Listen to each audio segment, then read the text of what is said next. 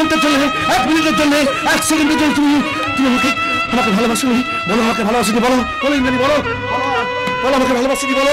না, আমি শুনতে পারলাম না, জোরে বলো। না, আমি শুনতে পাচ্ছি না, জোরে বলো। না না না, 1 দিনের জন্য নয়, 1 সেকেন্ডের জন্য নয়, 1 মিনিটের জন্য নয়, আমি আবার তোমার কাছে হাত জোড় করে অনুরোধ করে বলছি, এখান থেকে চলে যাও, চলে যাও এখান থেকে। আমাকে তুমি বাঁচতে দাও অর্জুন, আমাকে তুমি। ইন্দ্রাণী, পাড়ি দিতে নদী হাল ভাঙে যদি, ছিন্ন পালের কাছে মৃত্যুর মুখে দাঁড়িয়ে যাবে। তুমি আছো, আমি আছি, তুমি আছো, আমি আছি, তুমি আছো, আমি আছি, আমি চলে।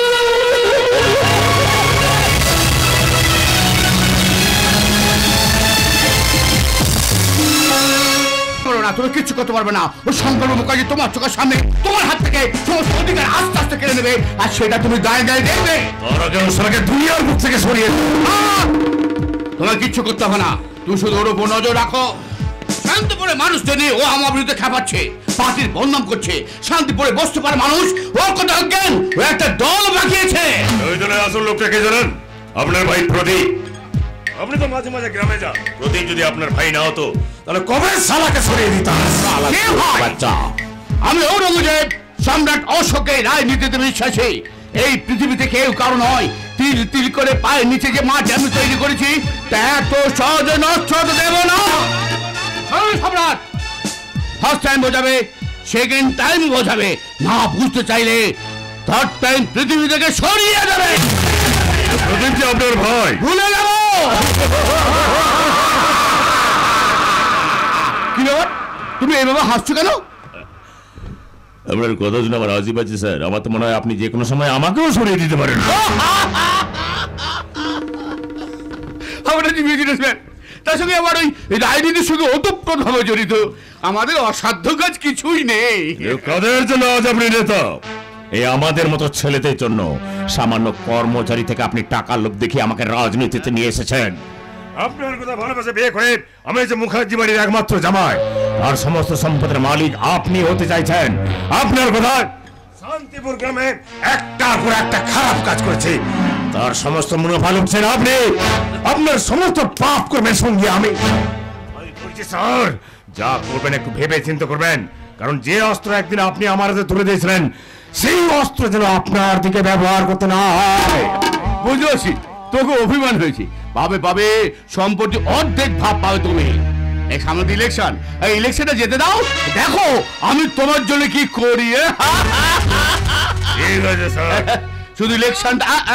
দাদা, তোমার সঙ্গে আমার কিছু কথা ছিল। তার আগে তোর সাথে আমার কিছু কথা আছে।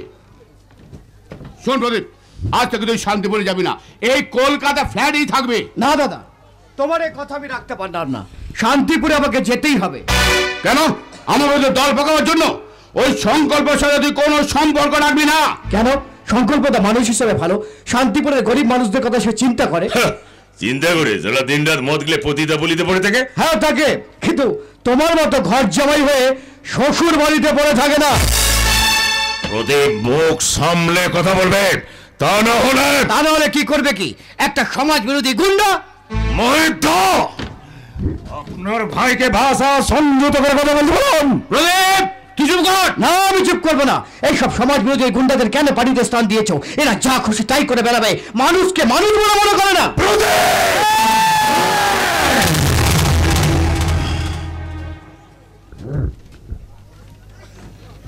লাল চোখ দেখিও না, কারণ তোমার লাল চোখকে আমি ভয় পাই না। শালা একটা পার্টির দালাল।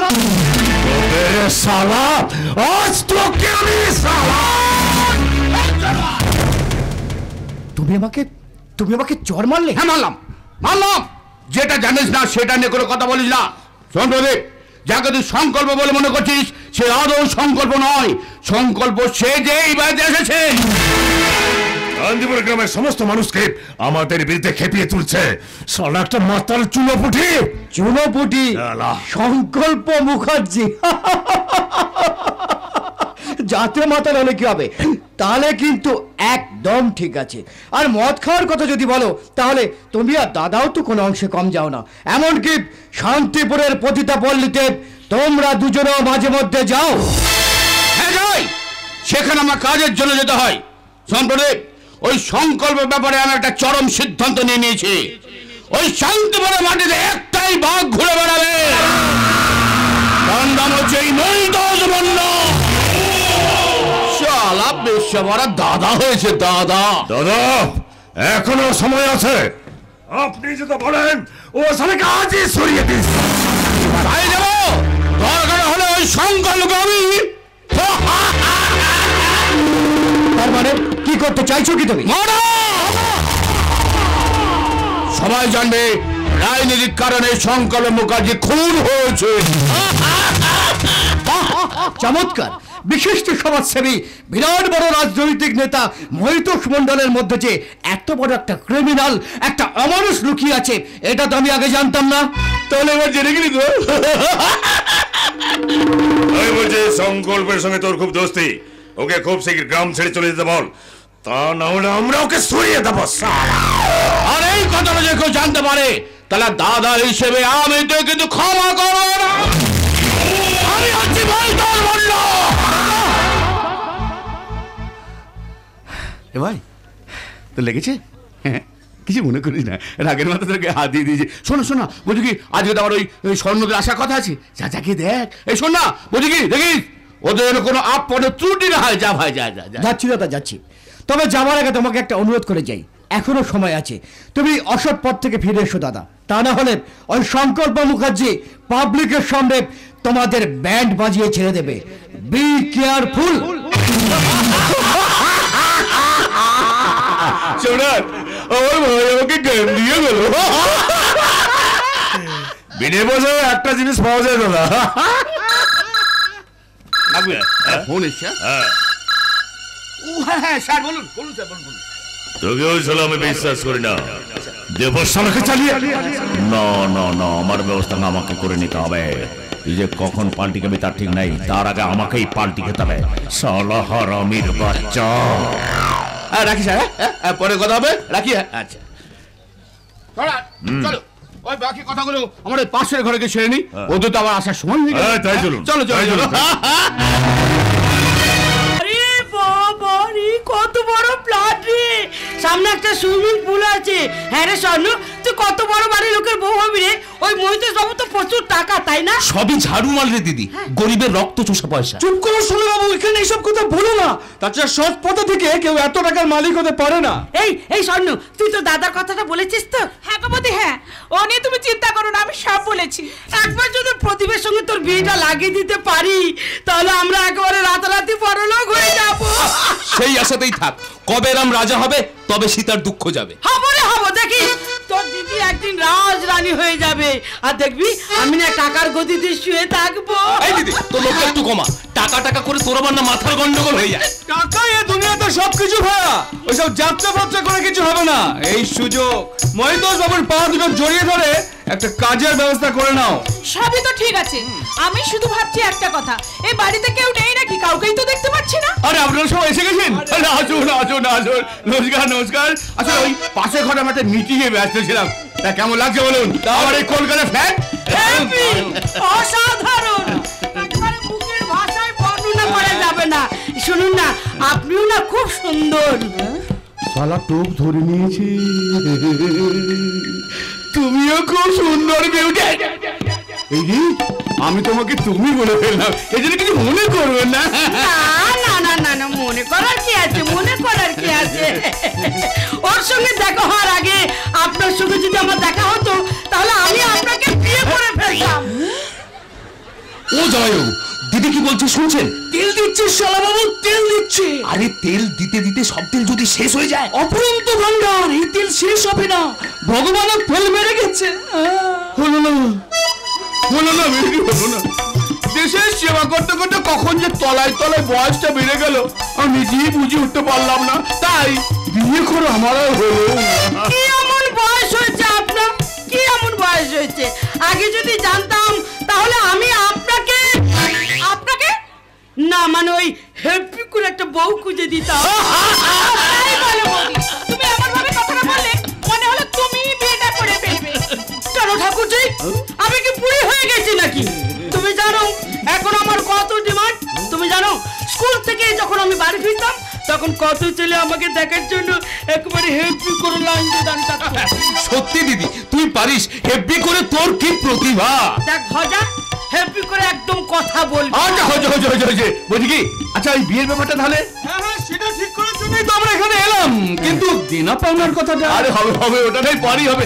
আচ্ছা তোমার দিদি এলো না তো? আপনি তো জানেন দিদি সেই কোন সকালবেলা বাড়ি থেকে বেরোয় আবার ফেরে রাত্রি। জামাই বাবাকে তো দেখছি না, মানে প্রদীপ কোথায়? ওই তো বসা করা আছে, যাও না তোমরা সব যাও। আমি যাই প্রদীপের সঙ্গে দেখা করে আসছি। আমরাও 4-5টা ঘুরে ফিরে দেখি। চলো শোনো বাবু। হ্যাঁ তাই বরং ভালো। এই দিদি তুই যাবি নাকি? না আমি যাব না, তোরা যা। আমি না ওই দাদার সঙ্গে একটু গল্প করব। চলো আমরা একটু রিল্যাক্স করে আসি। চলো আমার তো এখান থেকে একটু যেতেই ইচ্ছে করছে। থাকো যতদিন খুশি তুমি থেকে যাও। একবার যখন এসেই পড়েছি দাদা, আমাকে কিন্তু ওই কলকাতা, ভিক্টোরিয়া, দক্ষিণেশ্বর সব কিন্তু ঘুরে ঘুরে দেখাতে হবে। এই আমি আপনাকে বলে দিলাম। জানেন মানিক আমাকে কোথাও ঘুরতে নিয়ে যায় না। আমি তোমাকে ঘুরতে নিয়ে যাবো। ওই ঘরের মাঠে বসে বাদাম ভাজা খেতে খেতে দুজনে গল্প করবো। আপনি সত্যি বলছেন? সত্যি। এখন হাতটা বাড়িয়ে দেখো না, এই কলকাতায় আমার 3-4টে ফ্ল্যাট আছে। ওই শান্তিপুরে ও সমুদ্রে বাড়ি আছে, ওখানে আমার ভাই প্রদীপ থাকে, আমিও মাঝে মাঝে যাই এই আর কি। কোথায় বললেন? ওই শান্তিপুর। শান্তিপুর? হ্যাঁ। ওর মুখে শুনেছি ওই শান্তিপুরে নাকি ইন্দ্রাণীর বিয়ে হয়েছিল। কোথায়, কার সাথে? কোথায়, কার সঙ্গে আমার নামটা ঠিক মনে পড়ছে না। আরে মনে করো, তবে মনে করো। জানেন ওই আমার বিয়ের আগে ওর বিয়েটা হয়েছিল। আচ্ছা। নামটা কি? নামটা হ্যাঁ মনে পড়েছে। ওই শান্তিপুরে সূর্যনারায়ণ বাবুর ছেলের সঙ্গে। ওরে শালা, তাহলে তো সংকল্পের সাথে ইন্দ্রাণীর বিয়ে হয়েছিল। পেয়েছি। কি পেয়ে গেছেন মহিতেশ বাবু? তোমাকে পেয়েছি। কি খাবে বলো, ঠান্ডা না গরম? আপনি? আমি গরম। আমিও গরম। জানেন তাহলে এই গরমে একেবারে জমবে ভালো।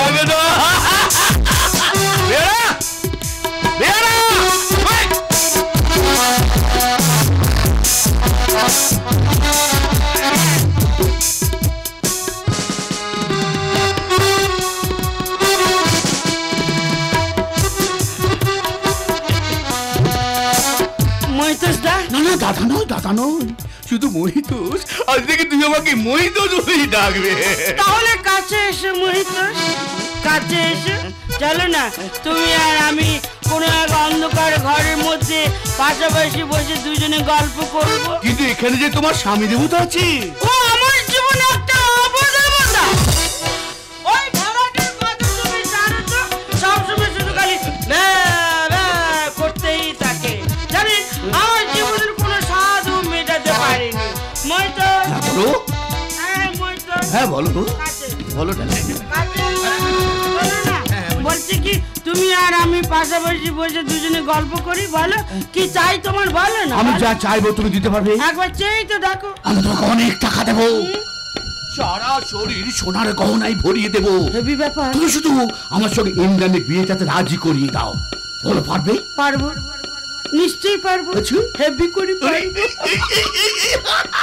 তবে তার আগে তোমাকেও একটা কথা দিতে হবে। বলো। ওই ইন্দ্রাণীর সঙ্গে বিয়ে হলেও আমার সঙ্গে তোমাকে সম্পর্ক রাখতেই হবে। হেভি ব্যাপার না? বলো কথা দাও। কথা দিলাম, কিন্তু ইন্দ্রাণী যদি বিয়েটাতে রাজি না হয়? ওই ব্যাপারটা তুমি আমার ওপর ছেড়ে দাও। এমন অত্যাচার করব দেখবে ও তোমাকে বিয়ে করতে বাধ্য হবে। বলো কবে বিয়েটা করবে? এখন তো লকডাউন চলছে, হ্যাঁ। লকডাউনটা মিটে যাক, তারপর ঠিক সময় মতো আমি তোকে বলবো। আরে হেভি ব্যাপার।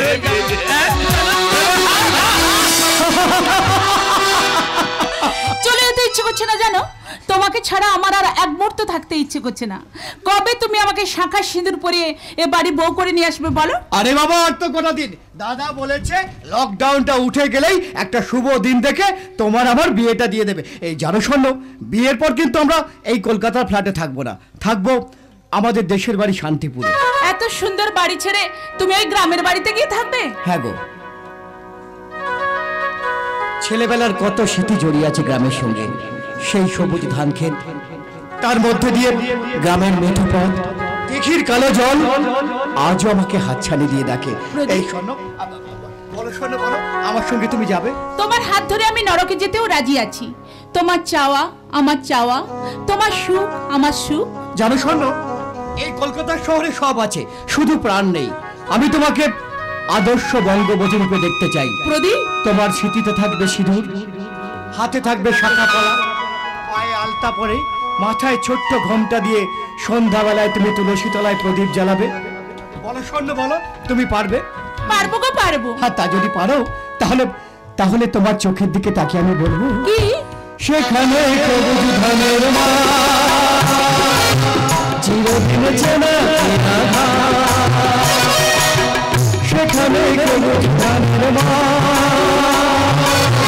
চিরদিন চেনা চেনা ঘাস। মৌমাছি আর পাখির সুরে এগুলো সব খোঁজ। আমার মন খানে রাখালে রাজা ভাসুয়া ধান, মন খানে রাখালে রাজা ভাসুয়া ধান। তাকে সুরে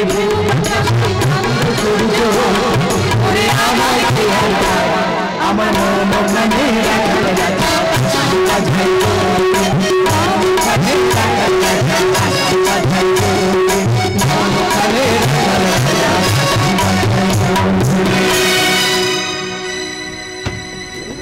আর মদ খাবেন না জয়বাবু, আপনার নেশা হয়ে গেছে। কেঁদে দাও শালা বাবু, কেঁদে দাও। জীবন তো আমার নষ্ট হয়ে গেল। তারা ঘেন্না ধরেছে আমার এই জীবনের ওপর। জয়বাবু, কি নিয়ে বাঁচবো বলতে পারো? আজ পর্যন্ত সন্তানের বাবা ডাক শুনতে পারলাম না। তার উপর তোমার দিদির অশান্তি। তোমার দিদি একটা সিরিয়াস জিনিস আমাকে জ্বালিয়ে পুড়িয়ে শেষ করে দিল। শালাবাবু, তুমিও এসব কথা তোমার দিদিকে বলো না। আরে না না, পেটে মাল পড়েছে তো, তাই সব সত্যি কথা বেরিয়ে পড়ছে। সারা জীবন শুধু দাও আর দাও, কোথা থেকে পাবো বলতে পারো? আপনি দিদির এই অন্যায় কাজের প্রতিবাদ করেন না কেন? অশান্তির ভয় রে ভাই, অশান্তির ভয়। আমি কি করবো বলতে পারো? একদিকে আমার অসুস্থ বাবা, আর একদিকে আমার স্ত্রী। আপনি দিদিকে খুব ভালোবাসেন তাই না? ভালোবাসা? ওই ভালোবাসা কবে জল্লা গলা পালিয়ে গেছে। এখন যেটা পড়ে আছে সেটা শুধু অভিনয়। আমরা সবাই শুধু অভিনয় করে যাচ্ছি। তাই তো মাঝে মাঝে মনে হয় জয়বাবু চলুন, দিদি কি করছে দেখি। কোনো দরকার নেই, আসলে যা করে করুক। শালাবাবু, আমার জীবনটা শেষ। পেটে মাল পড়েছে তো, তাই সব সত্যি কথা বেরিয়ে পড়ছে। উঠুন জয়বাবু, বাড়ি যেতে হবে তো নাকি? তোর শালা কি হবে বাড়ি গিয়ে? শালাবাবু, তুমি খুব ভালো করেছো, এখনো বিয়ে করোনি। আমি শালা একটা অপদার্থ। জয়বাবু, জীবনে আমি কিছুই করতে পারলাম না। এ দুনিয়া বহুত জলিম है, सब झूठ है, सब धोखा। বাড়ি আমি যাব না, আমি কিছুতেই বাড়ি যাব না। যদিও সন্ধ্যা এসেছে মন্দ মন্থরে, সব সঙ্গীত গেছে ইঙ্গিতে থামলা। যদিও সঙ্গী নাহি অনন্ত অম্বরে, যদিও ক্লান্তি এসেছে অঙ্গে নামিয়া। মহাশঙ্কা জপেছে মৌন মন্থরে, দিক দিগন্ত গুণ্ঠনে ঢাকা। তবু বিহঙ্গ, ওরে বিহঙ্গ মন, এখনই অন্ধ, বন্ধ করো না ঢাকা, বন্ধ করো না বাবা, বন্ধ করো না ঢাকা। অবক্ষয় সমাজ ব্যবস্থার কি সুন্দর দৃশ্য। আমার দিদি তার স্বামীকে ফাঁকি দিয়ে এক্সট্রা প্রেমে মশগুল হয়ে উঠেছে, আর জামাই বাবু এক পেট মদ গিলে তার দুঃখ ভোলার চেষ্টা করছে। প্রতিবাদ করার মতো মুখে কোনো ভাষা নেই। আর ওদিকে স্বর্ণচাপা প্রচুর টাকার গন্ধ পেয়ে প্রদীপকে প্রেমের জালে জড়িয়ে একটা সংসার পাততে চাইছে। সবাই শুধু টাকার পেছনে ছুটছে। সমাজ ব্যবস্থাটা পুরো পচে গেছে। এখনকার দিনে স্ত্রী আর স্বামীকেও একসাথে বের হয় না। এই দৃশ্য দেখে আমার বলতে ইচ্ছে করছে,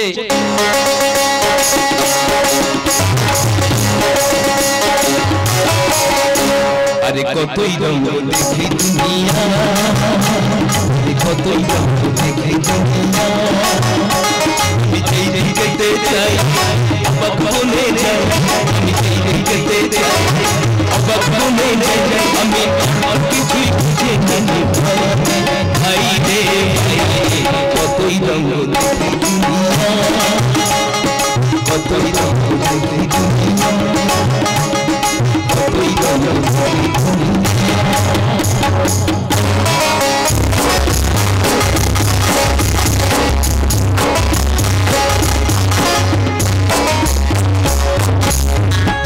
দেখতে হবে সমস্ত ব্যাপারটা নিয়ে আমাকে ভাবনা চিন্তা করতে হবে। ভাবনা চিন্তা করার কিছু নাই বাবা, আমি বলছি আমি তো এবারের মেয়ে, তাই আমার ভাগটা তুমি আমাকে বুঝিয়ে দাও বাবা। তুই সম্পত্তি ভাগ করার জন্য এত উঠে পড়ে লেগেছিস কেন? আমি তো এখনো বেঁচে আছি নাকি? তাছাড়া আমার মৃত্যুর পর তোরাই তো এই সমস্ত সম্পত্তির মালিক হবি। তোমার মৃত্যুর আগে আমার না মৃত্যু হয়? না, এ কথা তুই বলিস না। বলছি কি আর সাথে দিন রাত এই অশান্তি আমি আর সহ্য করতে পারছি না।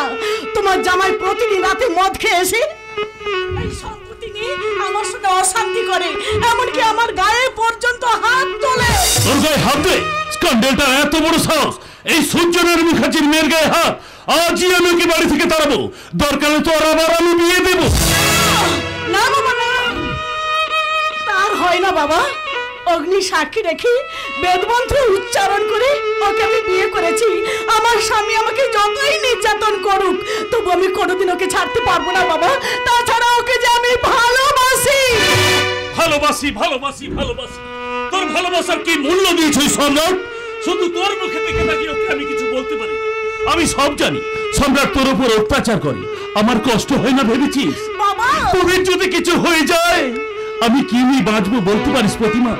আজ 12 বছর পর আবার আমার হারিয়ে যাওয়া ছেলেকে ফিরে পেয়েছি। সেই এতটুকু বয়সে তোদের মা তোদেরকে ছেড়ে আমাকে ছেড়ে চলে যায়। সেই থেকে আমি তোদেরকে কোলে পিঠে করে মানুষ করেছি। পাছে তোদের সৎ মা এসে কষ্ট দেয়, সেই জন্য দ্বিতীয়বার আর আমি বিয়ে করিনি। তোদের যদি কিছু হয়ে যায়। আমার কিছু হবে না বাবা, তুমি শান্ত হও বাবা, শান্ত হও। কি করে শান্ত থাকবো মা? তুই জানিস না ঘরে বাইরে সব দিকে আমার শত্রু। আর ওই মহিতোষ মন্ডল শকুনের মতো তাকিয়ে আছে আমার এই সম্পত্তিটার দিকে। আর মহিতোষ মন্ডলের খুব কাছের লোক ওই সম্রাট। কিন্তু মহিতোষ কাকু তো এখন বড় নেতা, সে আমাদের ক্ষতি করতে চাইবে কেন? আছে মা আছে। ওই মহিতোষ মন্ডলের বাবাকে গ্রাম থেকে তাড়িয়েছিল আমার বাবা প্রতাপ নারায়ণ। সেই থেকে ওই বাড়ির উপর রাগ। এই বাড়ির সম্পত্তি আমার অর্থ। শুধুমাত্র টাকার জন্য মহিতোষ কাকু আমাদের ক্ষতি করতে চায়? টাকার জন্য ভাই ভাইকে খুন করছি, বাবা মেয়েকে বিক্রি করে দিচ্ছি, আর সম্রাট তোর ক্ষতি করতে পারবি না। তাই বলছি মা, এখনো সময় আছে, তুই সম্রাটকে মন থেকে বুঝে দে। দরকার হয় ভালো পাত্র দেখে আমি তোর আবার বিয়ে দেব। কিন্তু সেও যে আমার সম্পত্তির জন্য আমাকে বিয়ে করতে রাজি হতে পারে বাবা, এটাও তো হতে পারে। তাছাড়া আমার কপাল যদি খারাপ হয় তুমি হাজার চেষ্টা করি আমাকে সুখী করতে পারবে না বাবা, তুমি আমাকে সুখী করতে পারবে না। বেশ, তুই যখন বলছিস এবারই রাজ্যের সম্পত্তি আমি তোর নামে লিখে দেব, তারপর তোকে যদি জোর করে সম্পত্তিটা নিজের নামে করে নেয় তখন কি করবি? এসব আপনি কি বলছেন বাবা? একবার যদি সম্পত্তিটা ওর নামে লিখে দেন ওকে আমি মাথায় করে রাখবো। ও হচ্ছে আমার সোনার ডিম পাড়া হাঁস। দেখো আবার ওই ডিমের লোভে হাঁসটাকেই না মেরে ফেলো। আপনি মাঝে মাঝে এমন সব কথা বলেন না, আমার খুব কষ্ট হয়। ও আমার কত আদরের প্রতিমা, আমার সোনার প্রতিমা।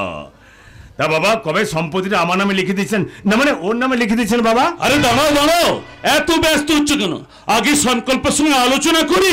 আবার সালা সংকল্প, সালা পাগল হয়ে যাবো।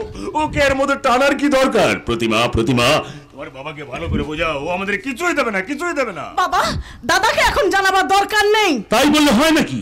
বাড়ির সম্পত্তি ভাগ হবে আর বাড়ির বড় ছেলে জানতে পারবে না। তাছাড়া এই সম্পত্তির উপর ওর সবচেয়ে বেশি অধিকার। দিন বাদে বৌমা আসবে। আবার বৌমা, সালা পাগল হয়ে যাবো, একদম পাগল হয়ে যাবো। হ্যাঁ বৌমা, সংকল্প বলেছে লকডাউন কেটে গেলেই বৌমাকে নিয়ে আসবে। বাবা বাবা আপনাকে আমি কতবার বলেছি ও আপনার ছেলে সংকল্প নয়। আমার ছেলেকে আমি চিনতে পারবো না তুমি আমাকে চিনিয়ে দেবে? চিনতে পারবে না, বৌদিও প্রথমে দাদাকে চিনতে পারবে না। হ্যাঁ, ঠিক আছে। তাছাড়া দাদা তো এখনো বৌদিকে খুঁজে বের করতে পারলো না। পেয়ে গেছি তোর বৌদিকে পেয়ে গেছি। বৌমাকে খুঁজে পেয়েছি। তাহলে তাকে সঙ্গে করে নিয়ে আসলি না কেন? আরে শোন, এখন ওই মান অভিমানের পালা চলছে, দুদিন যাক, লকডাউনটা কেটে যাক, তারপর তোর বৌদিকে এ বাড়িতে নিয়ে আসবো, বুঝলি? দেখো আবার কাকে বউ সাজে নিয়ে আসে। জানো বাবা, তোমার বৌমার সঙ্গে দেখা হতে সে জড়িয়ে ধরে আমাকে কি কান্না, বলছে এতদিন কোথায় ছিলে স্বামী? বৌদি তাকে চিনতে পারলো? চিনতে পারলো মানে দেখা হচ্ছে আমার সঙ্গে ঢক করে একটা প্রণাম করে দিল। অভিনয়, সবটাই ওর অভিনয়। ব্যাস, আর আমার কোনো চিন্তা নেই। এবার বৌমা বাড়ি ফিরে এলেই আমি সম্পত্তি সংকল্প সম্রাট সম্পত্তির ভাগ চাইছি। না না, সব ভাগ টাক কিচ্ছু হবে না, কিচ্ছু হবে না। না দাদা না, আমার ভাগটা তুই আমাকে বুঝিয়ে দে দাদা। দেবে না, তোমাকে কোনো কিছু দেবে না। ও একাই সবকিছু ভোগ করতে চাইছে। আমাদের ফাঁকি দিয়ে, ফাঁকি তো তুমি আমাদের দিচ্ছ। বাবাকে ফাঁকি দিয়ে তুমি কারখানা থেকে হাজার হাজার টাকা আত্মসাৎ করছো। আমি ইচ্ছে করলে তোমাকে ঘাড় ধাক্কা দিয়ে কারখানা থেকে বার করে দিতে পারি, কিন্তু আমি করি না কেন জানো? তুমি প্রতিমার হাজবেন্ড, এবারে জামাই বলে। এতদিন এই সম্রাট সমস্ত সম্পত্তি একাই দেখাশোনা করেছে। এই 12 বছর কোথায় ছিল আপনার ছেলে সংকল্প? যতই তুমি নিজেকে সব প্রমাণ করার চেষ্টা করো না কেন, ফুল মার্ক তুমি কোনোদিন পাবে না। তোমার চরিত্রের খাতা থেকে কিছুটা নম্বর আমি কেটে দিলাম। কাল থেকে তোমার কারখানায় যাওয়া হবে না। না বাবা না, হাজার হোক ও আমার স্বামী, তুমি ওকে ক্ষমা করে দাও বাবা, ক্ষমা করে দাও।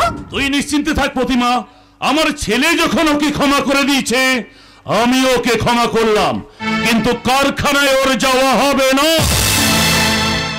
আপনার আর আপনার ছেলের এই অপূর্ব ক্ষমা চিরদিন আমার এই বুকের মধ্যে জমা হয়ে রইল। আমি কোনোদিন কোনো কিছুর বিনিময়ে এই জমা থেকে এক বিন্দু খরচ করব না। আমি চলে যাচ্ছি প্রতিমা, আমি চলে যাচ্ছি। আমি কোথায় যাচ্ছ? এই অপমানের পর আর আমি এ বাড়িতে থাকবো না। তোমার দাদা যখন তখন কারখানার সব লোকজনদের সামনে আমাকে অপমান করে। না, তুমি কোথাও যাবে না। দাদা, আমার স্বামীকে অপমান করার অধিকার তোকে কে দিয়েছে? এসব কি বলছিস প্রতিমা? আমি ঠিকই বলছি বাবা।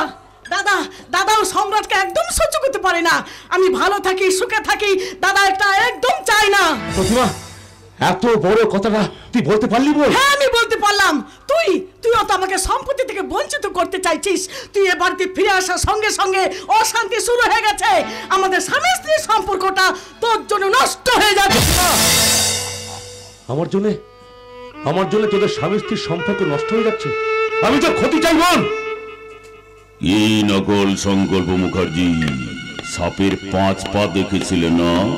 দিনের বেলায় আকাশে তারা দেখছো, তারা কেমন চালটা উল্টে দিল।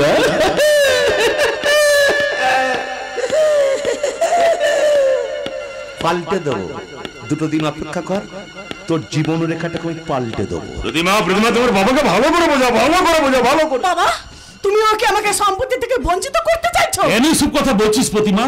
তোরা ছাড়া আমার আর কে আছে? তাহলে তুমি চুপ করে আছো কেন? কিছু বলছো না কেন? দেবে না, তোমাকে কোনো কিছু দেবে না। তোমার বাবা তোমার দাদার বিরুদ্ধে কোনোদিনই কোনো কিছু করবে না। তাই যদি হয় তাহলে আজ আমি তোমার হাত ধরে বাড়ি থেকে চলে যাব, আর আমি এ বাড়িতে থাকবো না। চলো চলো সম্রাট, আমরা এখান থেকে চলে যাই। চলো। হ্যাঁ দাদা, বিষয় সম্পত্তি, টাকা পয়সা সবকিছু নিয়ে তুই একাই থাক। আমার কিচ্ছু চাই না, কিচ্ছু না। তুই কোথাও যাবি না, তুই এখানে থাকবি। আমি বাড়ি ছেড়ে চলে যাব। এসব কি বলছিস বাবা? আমি ঠিকই বলছি বাবা। আমার বোন, আমার আদরের একমাত্র বোন, আমি নাকি ওর ক্ষতি চাই? থাকবো না বাবা, থাকবো না। আমি থাকলে নাকি ওদের স্বামী স্ত্রীর সম্পর্ক নষ্ট হয়ে যাচ্ছে আমার জন্য। চলে যাবো বাবা, তোমার বউকে নিয়ে আমি অনেক দূরে চলে যাব। তুমি সমস্ত সম্পত্তি আমার বোনের নামে লিখে দিও বাবা। আমি যাই বাবা, আমি যাই। তুই এখানে, আমি তোর সঙ্গে যাব। কালই আমি উকিলের সঙ্গে কথা বলবো।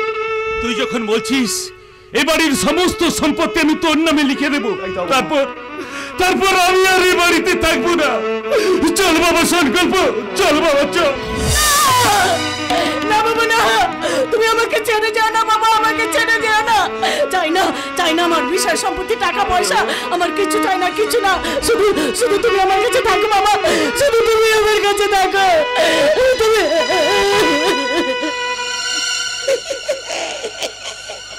কিরে সিনটা কিরম পাল্টে দিলাম দেখ। একটু আগে যে বোন সম্পত্তির জন্য কামড়া কামড়ি করছিল, এখন দেখ বাবাকে জড়িয়ে ধরে কিরকম খারাপছে। একদিন তোর আসল চরিত্রটা সালামে টেনে বার করবই। আর যে প্রতিমা তোর জন্য কান্নাকাটি করছে না, সেই প্রতিমা একদিন তোকে মারতে মারতে এই বাড়ি থেকে তাড়িয়ে দেবে। সালা 2 দিন অপেক্ষা কর। দিল্লি বহুত দূর হয় দাদা, এই তো সবে কলির সন্ধে, এরপরে নামবে রাত, তোর জীবনের গভীর রাত। ওই রিস্তে মে তেরা শালা লাগ দাও, লেকিন নাম হয় না থাক, নামটা পরে বলবো। সম্রাট, সম্রাট বাবা বলেছে আর কটা দিন অপেক্ষা করতে, বৌদি বাড়িতে ফিরে আসুন, তারপর বাবার সম্পত্তি আমার। এই কটা দিন তুমি আমার সঙ্গে অশান্তি করো না সম্রাট। না প্রতিমা, আর আমি অশান্তি করবো না। তুমি সত্যি বলছো? হ্যাঁ গো প্রতিমা, আর আমি কোনোদিনই অশান্তি করবো না, কোনোদিনই না। আবার নতুন আমি চলে যাচ্ছি প্রতিমা, আর হয়তো তোমার সঙ্গে আমার কোনোদিনই দেখাবে না, কোনোদিন না, কোনোদিন না, কোনোদিন। যতদিন এই নকল শঙ্কর মুখার্জি বাড়িতে থাকবে, ততদিন আর আমি বাড়িতে ফিরে আসবো না, আর আমি বাড়িতে ফিরে আসবো না, আসবো না, কোনোদিনই আসবো না, কোনোদিন না। তুমি চলে যাও না, তুমি চলে যাও। আমি জানি না তুমি কে, তবে সত্যি যদি তুমি আমার দাদা হয়ে থাকো, তাহলে বোনের সুখের জন্য তুমি এখান থেকে চলে যাও দাদা। তুমি এখান থেকে চলে যাও। শোন, যা যা বলছো না, আমার কথা শোন। বেশ, তুই যখন আমাকে ভুল বুঝলি, আমাকে চলে যেতে বলছিস, আমি চলে যাবো বোন, আমি চলে যাবো, তবে আবার আসবো। যেদিনকে তোর ভুল ভাঙবে, যেদিনকে তুই আমাকে ডাকবি, সেদিন আবার আমি আসবো। আসি বাবা, তোমরা একটু সাবধানে থেকো বাবা, আমি যাই।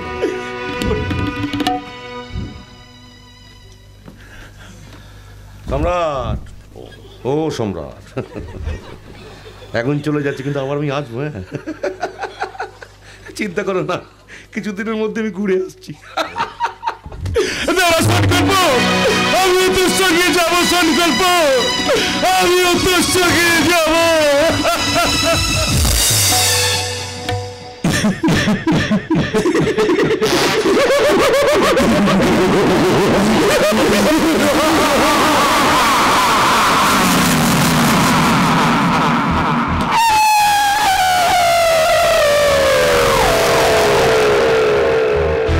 অ্যাক্টিংটা কেমন করলাম বলুন?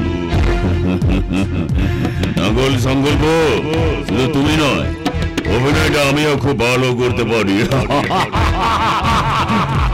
আলু ফাঁক, বেগুন ফাঁক, পটল ফাঁক, সংকল্প ফাঁক।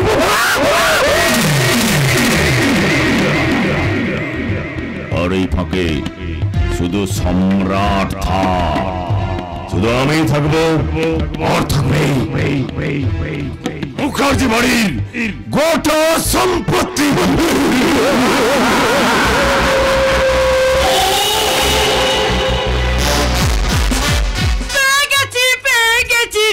আমি 1 লাখ টাকা পেয়ে গেছি, গরমে আর আমার কোনো কষ্ট হবে না। প্রথমে 30,000 টাকা দিয়ে আমি একটা এসি মেশিন বুক করব, তারপর সামনে তো স্বর্ণের বিয়ে, কিছু দামি দামি শাড়ি কিনবো, আমি কালী বাজারে যাব। হেভি ব্যাপার। তোমার মাথাকে খারাপ হয়ে গেছে বিউটি? এই লকডাউনের সময় তুমি বাজারে যাবে, বাইরে বেরোলেই পুলিশ লাঠি নিয়ে তাড়া করবে। উঠে যাবে, উঠে যাবে। ও লকডাউন ফকডাউন আর থাকবে না, ও সব আবার আগের মতো স্বাভাবিক হয়ে যাবে। ততদিন আমাদের মতো গরিব মানুষরা আসা পটল তুলবে। বাজারের কি দাম জানো? 40 টাকা কিলো আলু, 70 টাকা কিলো পেঁয়াজ। আমি আর বাজার যেতে পারবো না। না, ব্যাগটা ধরো। ছোটকে ডাকো না। স্বর্ণ কোথায় গেলি? কি গরম পড়েছে। আমাকে ডাকছো দাদা? হ্যাঁ, ব্যাগটা ধর। ভেতরে কচু আছে, কচুর ঝোল আর ভাত কর। শুধু কচুর ঝোল দিয়ে কি আর ভাত খাওয়া যায়? কি করবে বলো স্বর্ণ, যেমন ইনকাম তেমনি তো খেতে হবে। বাবা কচু একদম পছন্দ করে না। তাহলে আমার তো এখানে একটা মাংস কেটে দিচ্ছি, বাবাকে রান্না করে দে। আরে ব্যাগের ভেতরে মাছ আছে, মাছ। যা ভেতরে যা। এই শোন, এদিকে আসল জিনিসই আছে গো। এটা কিনতে কিন্তু তোর ভুল হয় না। আলু কেনার পয়সা নেই, অথচ রোজ দিনই ঠিক মদের বোতলটা কেনা চাই। আরে এটাতেই তো দুনিয়া চলছে রে, মদই এখন সরকার চালাচ্ছে।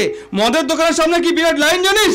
যা ভেতরে যা, মাথা গরম করিস না। বাবার ওষুধ ফুরিয়ে গিয়েছে, তোকে ওষুধ আনতে বলেছিলাম, এনেছিস? আরে বাবা সে হবে কোন, তুমি এখন যাও যাও। হ্যাঁ।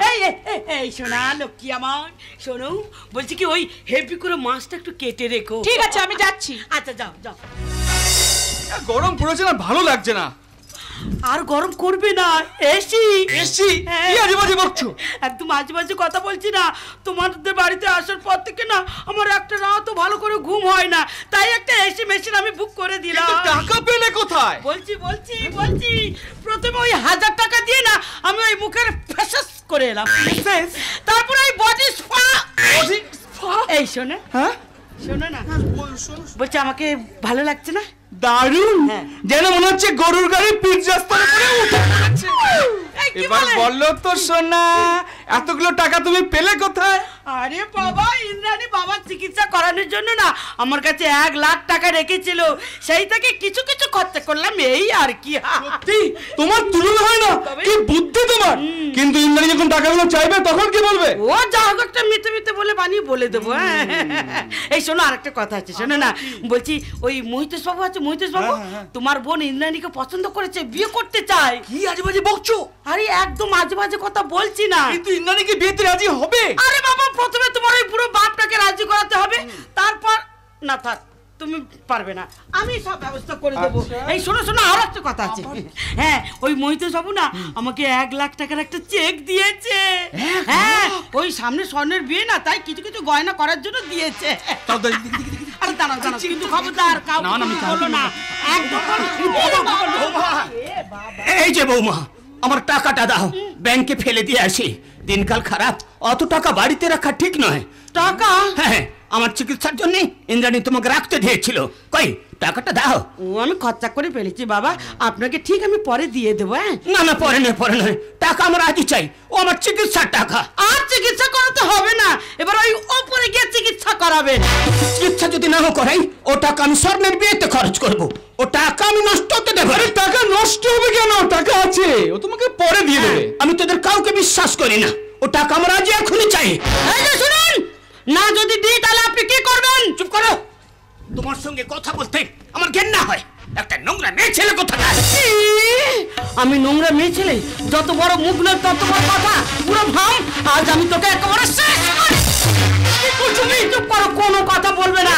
আজ তোমার এই বুড়ো বাপটাকে মেরেই আমি ওই কড়ি কানে ঝুলিয়ে দেবো, তারপর সবাই জানবে তোমার এই বাপটা না গলায় দড়ি দিয়ে আত্মহত্যা করে।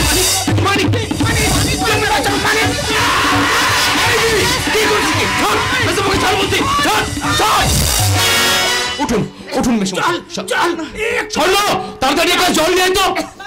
বাবা তোমার কি হয়েছে? আরে তেমন কিছু নয়, ওই বিউটি বাবাকে মিছি মিছি গলা টিপে একটু ভয় দেখাচ্ছিল, তাতেই বাবা ভয় পেয়ে গেছে। থামুন জামাই বাবু, দিদির হয়ে আপনাকে আর সাফাই গাইতে হবে না। আপনার সামনে আমার দিদি আপনার বাবাকে ধরে মারছে, আর আপনি দাঁড়িয়ে দাঁড়িয়ে দেখছেন। আপনি মানুষ নন, আপনি দিদির একটা পোষা ভেড়া। বেশি কথা বলবি না, 2 দিনের জন্য দিদির বাড়িতে এসেছিস, খাওয়া দাওয়া আনন্দ কর, তারপরে এখান থেকে চলে যা। না, ভোজা কোথাও যাবে না, ও এই বাড়িতেই থাকবে, এটা আমার বাড়ি। বাবা বাবা তোমার কি হয়েছে? তোমার কথায় কষ্ট হচ্ছে, তুমি শুধু আমাকে বলো বাবা। বাবা বলো না, কথা বলো। তোদের কাউকে কিচ্ছু শুনতে হবে না। বাবা যা বলবো আমি ইন্দ্রাণীকেই বলবো, বাঁচতে দেবে না, আমাকে বাঁচতে দেবে না। বাবা বাবা শুনে যাও, বাবা চলে যাও না। বৌদি কি হয়েছে কি? স্বার্থপর স্বার্থপর, সবাই স্বার্থপর। ইন্দ্রাণী বাবার চিকিৎসা করানোর জন্য আমার কাছে 1 লাখ টাকা রেখেছিল। আমি বললাম বাবা সামনে তো স্বর্ণের বিয়ে, কিছু গয়না তো দিতে হবে। ওরে বাবারই স্বর্ণ, সেই নিয়ে তোমার বাবা আমাকে যা নয় তাই বলে শুধু অপমান করলো। এই বলো না বলো না। তাই তো বাবারা তোর বৌদিকে ঠেলে ফেলে দিল, এই তোমার হাতে লেগেছে না? ওরে বাবা রে, কি বলবো স্বর্ণ, তোমাকে তোমার বাবা একদম ভালোবাসে না, সব ভালোবাসা ওই বড় মেয়ের ওপরে। জানি বৌদি, আমি সব জানি। চাকরি যেন আর কেউ করে না, দিদিকে ছাড়া বাবা এই বাড়িতে আর কাউকেই পছন্দ করে না। বৌদি ওই টাকাটা তুমি তোমার কাছেই রেখে দাও, আমি দিদি এলে বলবো আমার বিয়েতে ওই টাকা দিয়ে গহনা তৈরি করা হবে। ছি দিদি ছি, তোকে দিদি বলে ভাবতে আমার ঘেন্না করছে। ভাজা নিজের মনটা তো বিষে ভর্তি, আর স্বর্ণর মনটাও বিষে ভরিয়ে দিচ্ছিস। ওই অসুস্থ মানুষটার গায়ে হাত তুলতে তোর বিবেকে এতটুকু বাঁধলো না? বেশি বড় বড় লেকচার ছাড়বি না। শালা বাবু, এরকম ঘটনা এই বাড়িতে হামেশাই ঘটে। চুপ করে জামাই বাবু, আপনার রাজকারতে দিদি এতবার বেড়েছে। আপনার জায়গায় আমি থাকলে দিদি রাতটা মুজে ভেঙে দিতাম। বেরিয়ে যা, বেরিয়ে যা এই বাড়ি থেকে। দিদি, আর কোনোদিন তুই আমাদের বাড়িতে আসবি না। এ তুমি কি করলে? ভোজের গায়ে হাত তুললে। বেশ, আর কোনোদিন তোদের এই বাড়িতে আর আসবো না। আজ আমি তোদের বাড়ি ছেড়ে চলে যাচ্ছি। ভজাদা, তুমি তোমার দিদির কথা কিছু মনে করো না। চলো বাড়ির ভেতরে চলো ভজাদা। না রে স্বর্ণ, ভেবেছিলাম তোর বিয়েটা পর্যন্ত এখানে থাকবো, কিন্তু তার হলো না। আজ আমি তোদের বাড়ি ছেড়ে চলে যাচ্ছি। ভজাদা, বাবা মা তো সেই কবেই আমাদের ছেড়ে স্বর্গে চলে গেছেন।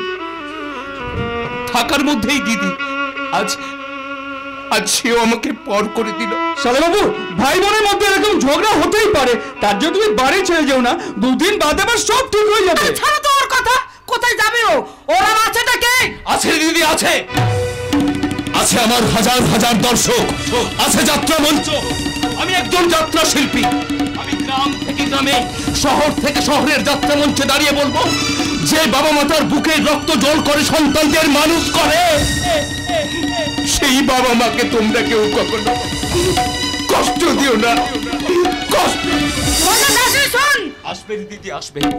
আবার তোর ভদা সেদিন তোর কাছে ফিরে আসবে, যেদিন তুই প্রকৃত সংসারের লক্ষ্মী হয়ে উঠবি। এই সংসারের উত্তর আকাশে ধ্রুব তারার মতো জল জল করে জ্বলবি। তোর আলোয় সংসারটা আলোকিত হয়ে উঠবে। এই সংসারের নাবিক জামাই বাবুকে তুই সত্যের পথ দেখাবি। বৃদ্ধ শ্বশুর যেভাবে তোর কাছে সন্তানের বদলে, সেদিন তোর এই ভজা তোকে জানাবে জানাবে জানাবে জানাবে জানাবে জানাবে। হাজারো হাজারো সেলাম, হাজারো হাজারো সেলাম, সেলাম, সেলাম, হাজারো হাজারো। क्या दिया? पूरा যাত্রা का डायलॉग दे दिया। ऐसा बड़ा बड़ा डायलॉग हम भी देता है। কত বড় বাড়িতে স্বর্ণের বিয়ে হচ্ছে বলো তো?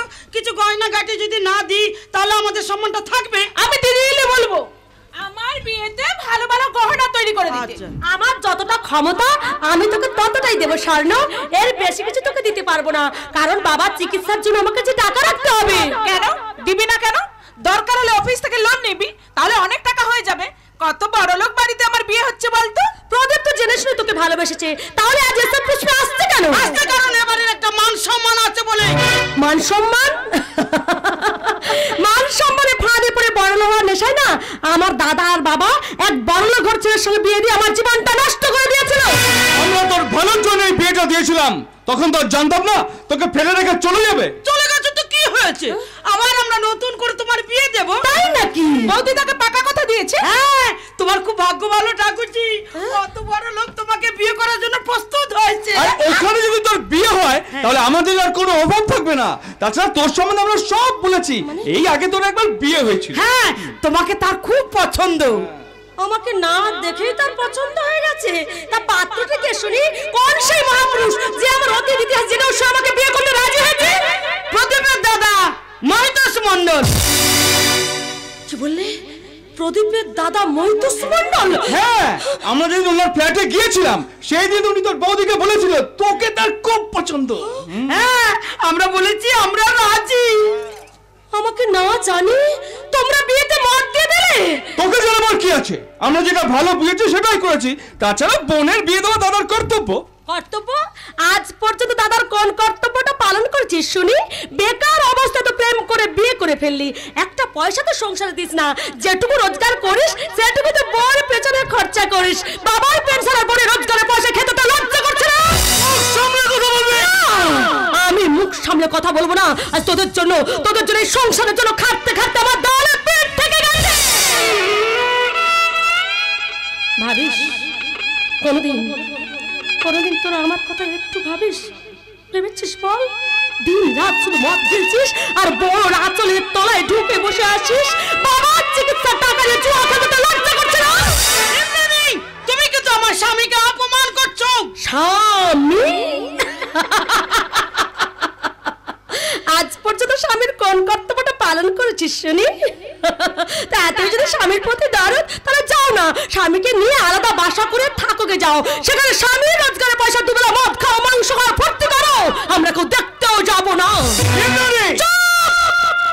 একদম গলাবাজি করবি না, আগে নিজে রোজগার কর, বোনের বিয়ে দেওয়ার ব্যবস্থা কর, বাবার চিকিৎসার দায়িত্ব নে, এই সংসার দায়িত্বটা নিজের কাঁধে নে, তারপর আমি তোরা চোখ রাঙানি সহ্য করব, তার আগে নয়। আর না, তুই মহিতোষ মণ্ডলকে বিয়ে করতে রাজি নস, তাই তো? না কেন? না কেন? মহিতোষ মণ্ডল কত বড় মাপের মানুষ জানিস?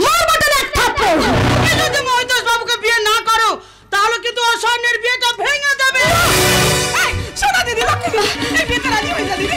না না না, আমি কিছুতেই রাজি হব না, বলছি তো না। বিয়ে হইব না কেন? বিয়ে হইব না কেন? বিয়ের লগেই তো সইলাই আমার। আরে কে আপনি এভাবে বাড়ির মধ্যে ঢুকে পড়লেন? আগে মানুষ জানোয়ার যে নয় সেটা আপনাকে দেখেই তো বুঝতে পারছি। তাই এখানে কি চাই? কি নাম আপনার? আগে ওই কৃষ্ণের অষ্টশত নামের মতো আমার অনেক নাম আছে। কেউ বলে কেষ্টা, কেউ বলে হরি, কেউ বলে গোবর্ধন, ওটা বলবে না ওটা গন্ধ, কেউ বলে ননীশ্বর। তাই এখানে কি চুরি করতে এসেছেন? আগে আপনার নয় ওনার মন চুরি করতে আসছি। এইখানে কি দরকার? দরকারটা যার সঙ্গে তারই কইব। কার সঙ্গে দরকার? আগে ওনার সঙ্গে দরকার। আসলে উনি যে অফিসে কাম করেন না, সেই অফিসে আমি দারোয়ান পাহাড়ি। জাগতে রহো দারোয়ান। কেন আপনারে পাহারা দিতে হইব নাকি? জাগতে রহো। এক কামড়ে দেবে নাকি রে বাবা? আরে ইন্দ্রাণী, তুই ওনাকে চিনিস? হ্যাঁ চিনি, তোমরা সবাই বাড়ির ভেতরে যাও, আমি ওকে জিজ্ঞাসা করছি কেন এ বাড়িতে ঢুকেছে। আরে দাঁড়ান ম্যাডাম, দাঁড়ান। আইসা যখন পড়েছি পরিচয় পর্বটা করি আইলো। আচ্ছা, উনি আপনার কে হন? আমার দাদা। দাদা, ব্রাদার। Hello brother. ওরে শালা কি ঝাঁজ রে বাবা।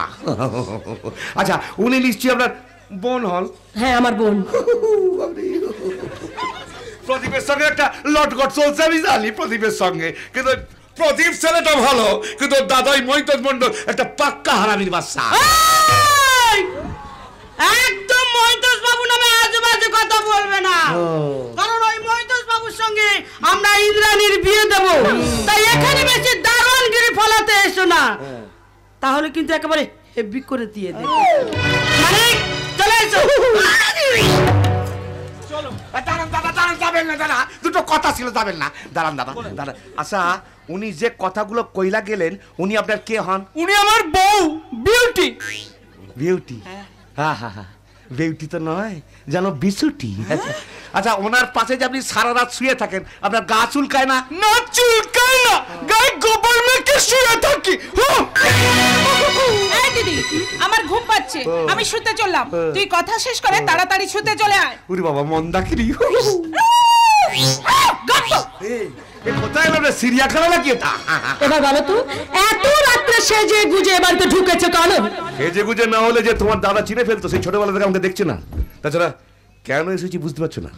তোমাকে দেখার পর একটা মুহূর্ত তোমাকে ছাড়া থাকতে পারছি না, তাই চলে এলাম আর কি। কিন্তু আমি তো পারছি, তাই বলছি চলে যাও, চলে যাও এখান থেকে, চলে যাও, চলে যাও, চলে যাও। চলে যাবার জন্য তো আমি আসিনি ইন্দ্রাণী। কি মনে করেছিলে তোমার ঠিকানাটা আমি খুঁজে বার করতে পারবো না, তাই না? এবার বলো তো, তুমি মহিতোষ মণ্ডলকে বিয়ে করছো? কে বলেছে তোমাকে এসব আজে বাজে কথা? বলো তোমাকে কে বলেছে? একটু আগে তোমার বৌদির নিজের মুখে বলে গেল। আর একটা প্রশ্নের উত্তর দাও তো, শান্তিপুরে পতিতাপল্লীতে তুমি কেন গিয়ে উঠেছ? কেন শুনবে? শুনতে চাও সেই কথা? তাহলে শোনো, তোমাকে তোমাকে মদের সঙ্গে ঔষধ খাইয়ে পাগল করে দেওয়ার জন্য, তোমাকে ধ্বংস করে দেওয়ার জন্য আমি পতিতাপল্লীতে গিয়ে উঠেছি। আর এর জন্য মহিতোষ মণ্ডল আমাকে 1 লাখ টাকা অ্যাডভান্স দিয়েছে। বুঝতে পারছো? শুনতে পারছো আমার কথাগুলো? টোটাল কত টাকা দেবে বলেছে আমাকে যদি পাগল করে দিতে পারো? 1 লাখ নয়, 2 লাখ নয়, 3 লাখ নয়, 4 লাখ নয়, পুরো 5 লাখ টাকা বলেছে। আর এই টাকা দিয়ে আমি কি করব জানো? আমার অসুস্থ বাবার গলার ক্যান্সারের চিকিৎসা করাবো। আর আমার ছোট্ট বোনটা করে বিয়ে দেব। অনেকগুলো টাকার ব্যাপার। আমাকে পাগল করে দিতে হলে 5 লাখ টাকা পাবে। হ্যাঁ, তাহলে করে দাও, কি আর হবে, মেরে দাও। তোমার হাতে মরতে আমার এতটুকু দিদা নেই, কিন্তু তুমি মহিতোষ মণ্ডলকে বিয়ে করবে না। তাহলে মহিতোষ মণ্ডলকে মারবো, তোমাকে মারবো, নিজেও শেষ হবো। এবার বলো তো, শান্তিপুরে পতিতাপল্লীতে যাওয়ার আগে তুমি কি করতে? অন্য কোনো পতিতাপল্লীতে দেওয়া ব্যবসা করতে? অর্জুন, আমি একজন পার্ট টাইম, এদিকে বাড়ির সবাই জানে যে আমি একটা বড় কোম্পানিতে চাকরি করি। আর এইসব কথাগুলো এই বাড়িতে স্মার্টলে জেনে যায়, আর যাদের থেকে জেনে যায় সেদিন থেকে আমার সঙ্গে ব্ল্যাকমেল করতে থাকে। তাই বাধ্য হয়ে আমি এই কাজ করি। তখন যদি জানতে পারতাম যাকে পাগল করে দিতে হবে সেই মানুষটা হচ্ছে তুমি, তখন আমি এই কাজটা নিতাম না। অর্জুন, আমি বড় বিপদের মধ্যে আছি অর্জুন, তুমি আমাকে বাঁচাও অর্জুন। বাঁচবে না, তুই বাঁচবে। আমি তো তোমাকে বাঁচানোর জন্যই এখানে এসেছি। আজ থেকে 12 বছর আগে ওই মৈতোষ মণ্ডল আর সম্রাট সেন মিলে তোমার যা ক্ষতি করেছে। 12 বছর আগে? হ্যাঁ, ওই মৈতোষ মণ্ডল আর সম্রাট সেন মিলে তোমার স্বামী শঙ্কর মুখার্জিকে খুন করেছে। আমি চাই তুমি তোমার শ্বশুর বাড়ি ফিরে চলো। কিন্তু কেন যাবো ওখানে? কে আছে আমার? আমি আছি তোমার ভালোবাসা অর্জুন আছে। তুমি যাবে না আমার সঙ্গে? যাবে না? তাছাড়া তুমি জানো না ওই সূর্যনারায়ণ মুখার্জির প্রতিমা বড় বিপদের মধ্যে আছে। যে কোনো সময় ওই মৈতোষ মণ্ডল সম্রাট সেন ওদের খুন করতে পারে। আমি যাবো অর্জুন, ওই সম্রাট আর মৈতোষকে আমি কিছুতেই ছাড়বো না। তাছাড়া তোমার আমার সম্পর্কের কথা যদি মৈতোষ মণ্ডল জেনে যায় তাহলে আমার দুজনকে শেষ করে ফেলবে। কিচ্ছু করতে পারবে না। তুমি শোনো, তুমি এখন ওই পতিতাবলিতে থাকবে আর ওই মৈতোষ মণ্ডলের কথা মতো আমাকে পাগল করার অভিনয় করে যাবে, বুঝলে?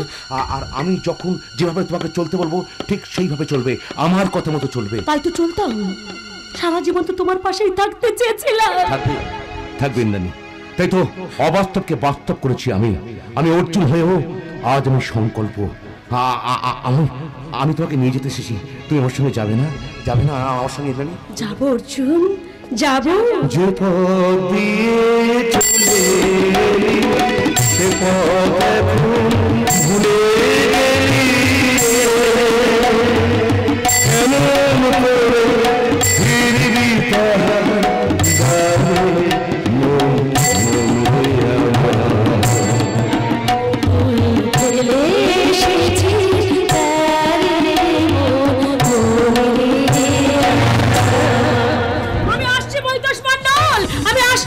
মুখার্জি পরিবারের বড় জানবার স্বামীর ঘরে তুমি তৈরি হয়ে থাকো।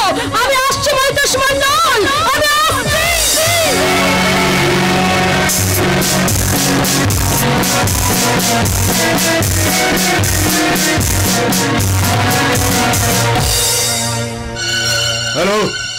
হ্যালো বিউটি ডার্লিং, কেমন আছো? আচ্ছা ঠিক আছে। তা বলছি কি, কালকে তাহলে ওই মুনলাইট বারে তোমার সঙ্গে দেখা হচ্ছে। আচ্ছা শোনো না, বলছি কি ইন্দ্রাণীকে বিয়ের কথাটা বলেছিলে? হ্যাঁ, কি বলছে? রাজি হচ্ছে না? আচ্ছা ঠিক আছে এই ব্যাপার নিয়ে কাল আমি তোমার সঙ্গে কথা বলবো। রাখি তাহলে। রাজি তোমাকে হতেই হবে ইন্দ্রাণী। প্রথমে তোমার হাত দিয়ে আমি নকল সংকল্পকে মারবো, ও বাড়ির সব কটাকে শেষ করব, তারপর তোমাকে বিয়ে করে মুখার্জি বাড়ি বিশাল সম্পত্তির মালিক হবো। জানে ভাববে বিয়ের ছাড়ায় তোমার আবার বিয়ের জানা। বিয়ে? কার বিয়ে দাদা? হ্যাঁ বিয়ে। এই এতক্ষণ ধরে আমি তোমার বিয়ের কথাটাই ভাবছিলাম। জানো বাবা, এই লকডাউনটা মিটে গেলে ভাবছি তোমাকে আমি আমার বাড়ির বৌমা করে নিয়ে আসবো। লকডাউনের পরে বৌমা এলো ঘরে। আমি তো সেই দিনটার অপেক্ষাতেই বসে আছি দাদা। তবে আমি এ বাড়ির বউ হয়েছে আপনার মতন মহান মানুষের সেবা করার সুযোগটুকু পাবো। সুযোগ আমি তোমাকে দিতে পারি, কিন্তু একটা সমস্যা দেখা দিয়ে জানো, যার জন্য আমি তোমাকে এখানে ডেকে পাঠিয়েছি। কি সমস্যা দাদা? বলবো। তার আগে তুমি আমার গায়ে হাতে বলো, আমি যে কথাগুলো বলবো সে কথাগুলো প্রদীপকে বলবে না? বেশ, আমি আপনাকে কথা দিচ্ছি, প্রদীপকে আমি কোনো কথাই বলবো না। দেখো বৌমা, নিজের ভাই তো বলতে খুব খারাপ লাগছে। আসলে কি জানো তো, প্রদীপের চরিত্রের দোষ দেখা দিয়েছে, বড় বেশি উচ্ছৃঙ্খল হয়ে উঠেছে। এর জন্য দায়ী ওই শঙ্কর বলে একটি ছেলে। কি করেছে? কি মদ খাচ্ছে, ওই শান্তি পরে বসতে পারে পতিতা পরে দেখে পরে থাকছে। এসব আপনি কি বলছেন? আমি কি বলছি, লোকে বলছে। তারপর শুনলাম ওই মিলি বলে একটি পতিতার সঙ্গে নাকি সম্পর্ক হয়েছে। হয়েছে বাবা, হয়েছে। এর জন্য দায়ী শঙ্কর বলে একটি ছেলে। আসলে ওই শঙ্কর চরিত্র ঠিক নেই তো। ও, এই জন্যই ও সেদিন আমাকে বলেছিল বিয়ের পরে আমরা গিয়ে ওই গ্রামের বাড়িতেই থাকবো। আমার কথাটা মিলে গেল। আমি জানি বাবা, জানি তুমি তোমার ভালোবাসা দিয়ে প্রদীপকে আবার তোমার জায়গায় ফিরিয়ে আনবে। প্রদীপ কোথায় দাদা? ওই তো ঘরে ঘুমাচ্ছে, কাল অনেক রাত্রে মালকে ফিরেছে তো, যাও দেখা করো, যাও। যাবো দাদা, প্রদীপের সঙ্গে আমাকে দেখা করতেই হবে। এতই যদি ওর বাইরের মেয়ে মানুষের প্রতি লোভ, তাহলে কেন আমাকে মিথ্যে ভালোবাসলো? কেন আমাকে মিথ্যে ভালোবেসে আমার জীবনটাকে নষ্ট করে দিতে চাইছে? জবাব ওকে দিতেই হবে দাদা, জবাব ওকে দিতেই হবে। জমে যাবে, খেলা জমে যাবে। যতদিন ইন্দ্রাণী আমাকে বিয়ে করতে রাজি হচ্ছে, ততদিন আমি স্বর্ণর প্রদীপের বিয়ে হতে দেব না। স্বর্ণ মেয়েটা খারাপ না, বাঁশির মতো না, পটল চেরা চোখ, লাল টুকটুকে ঠোঁট, ওরে শালা বাবলে যেন করে গাছ। ছি ছি ছি ছি, এসব কথা বলে দুদিন পরে আমার বউ হবে, লোকে শুনলে বলবে কি? যাক, এবার গিয়ে দেখি কে সেন্টারে আর কে ব্যাকে খেলছে। আমার বেলা যে যায় সাজ বেলাতে, তোমার সুরে সুরে সুর মেলাতে আমার এ কি গো তুমি একেবারে না বলে করে হট করে আমার ফ্ল্যাটে না জানিয়ে এসেছি বলে তুমি খুব একটা খুশি হওনি, তাই না? তোমার কোথাও যাওয়ার কথা ছিল নাকি? হ্যাঁ গো, একবার শান্তিপুরে যাব, ওই সংকল্পতার সঙ্গে দেখা করতে হবে। না, সংকল্পের সঙ্গে তুমি দেখা করবে না, আর শান্তিপুরেও তুমি যাবে না। কি পাগলের মতো বকছো কি তুমি? হ্যাঁ, আমি যা বলছি সেটাই তোমাকে শুনতে হবে। আজকের পর থেকে সংকল্পের সঙ্গে তুমি আর কোনো সম্পর্ক রাখবে না। আমি কার সঙ্গে মিশবো না মিশবো সেটা আমার ব্যক্তিগত ব্যাপার, তাছাড়া আমার ব্যক্তিগত ব্যাপারে হস্তক্ষেপ করার কোনো অধিকার তোমার নেই। আছে, কারণ আমি তোমাকে ভালোবাসি। দুদিন পরে আমি তোমার স্ত্রী হব। আরে আমি তো তোমাকে অনেকদিন আগে থেকেই আমার স্ত্রীর আসনে বসিয়ে রেখেছি স্বর্ণ, কিন্তু শান্তিপুরে তুমি আমাকে যেতে বারণ করো না। কারণ কারণ ওখানে আমার প্রাণ আছে। হ্যাঁ, ওই শান্তিপুরে পতিতা পল্লীতেই তো তোমার প্রাণ আছে, তাই না? তার মানে কি বলতে চাইছো কি তুমি? তুমি কি পাগল হয়ে গেলে নাকি?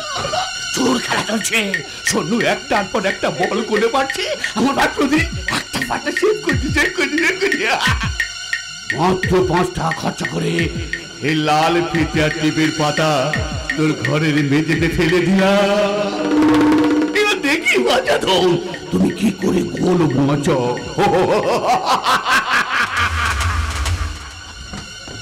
না না না, আমি তোমার কোনো কথাই শুনবো না, আর শান্তিপুরেও তোমার যাওয়া হবে না। শান্তিপুরে আমি যাবই, এবং সংকল্পতার সঙ্গে সম্পর্ক আমি রাখবো। ও, ওরাই তাহলে তোমার এত আপন হলো? তোমার ঘরের মধ্যে লাল পিতে টিপের পাতা এগুলো এলো কোথা থেকে? সত্যি তো, এগুলো কোথা থেকে এলো আমি তো তার কিছুই জানি না। তাহলে আমি যা শুনেছি ঠিকই শুনেছি। কি শুনেছো তুমি? ওই শান্তিপুরে পতিতা পল্লীতে মিলি নামে একটি পতিতার সঙ্গে তোমার সম্পর্ক রয়েছে, আর তাকে এগুলো দেওয়ার জন্য তুমি কিনেছো, তাই না? ও শোনো, তুমি বোঝার চেষ্টা করো, আমার মনে হয় কে বদমাইশি করে এগুলো আমার ঘরে ফেলে গেছে। তুমি মিথ্যে কথা বলছো, তুমি একজন ঠক জচ্চন। এতদিন ধরে তুমি আমাকে ঠকিয়েছো। ও প্লিজ স্বর্ণ, তুমি বোঝার চেষ্টা করো, আমার মনে হয় তোমার আমার সম্পর্কটাকে নষ্ট করে দেওয়ার জন্য এটা কারো ষড়যন্ত্র। একদম তুমি আমার গায়ে হাত দেবে না বলছি। স্বর্ণ চুপ! ওই মুখে তুমি আমার নাম ধরেও ডাকবে না। আমি ভুল করেছি, তোমার মতন একটা লম্পটকে ভালোবেসে আমি ভুল করেছি। এতই যদি মেয়েদের শরীরের উপর তোমার লোভ, তাহলে কেন আমাকে মিথ্যে ভালোবাসলে? কেন আমার বিশ্বাসকে নিয়ে এভাবে ছিনিমিনি খেললে? বলো কেন কেন কেন? ও স্বর্ণ, তুমি চুপ করো। না না, আমি চুপ করব না। শরীরের খেতে 2 পয়সা দিয়ে ওই পতিতা পল্লী মেয়েদের কাছে তুমি মেটা দেবে। তোর এত বড় সাহস, তুই আমার হবু বৌমাকে হাত দিলি? কেঁদো না মা, কেঁদো না।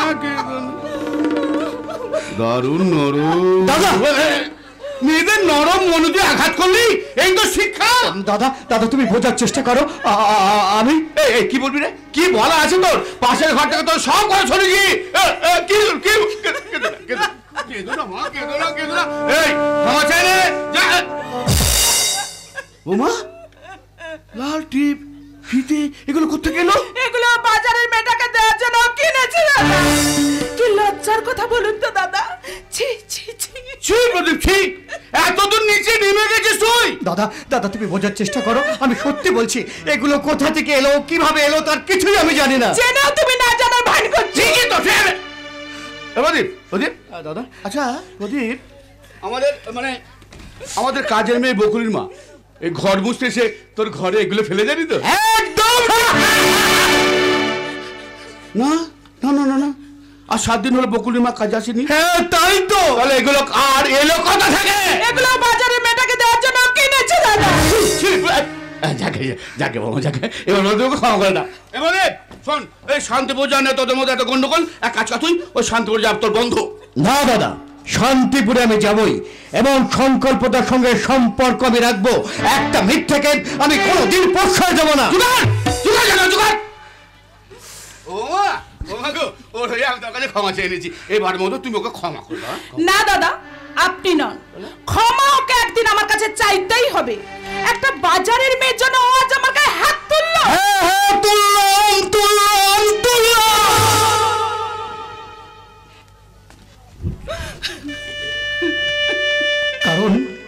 কারণ তোমার মুখের ওই নোংরা কথাগুলো আমি সহ্য করতে পারছিলাম না। দরকার নেই সহ্য করার, আমি আর আসবো না।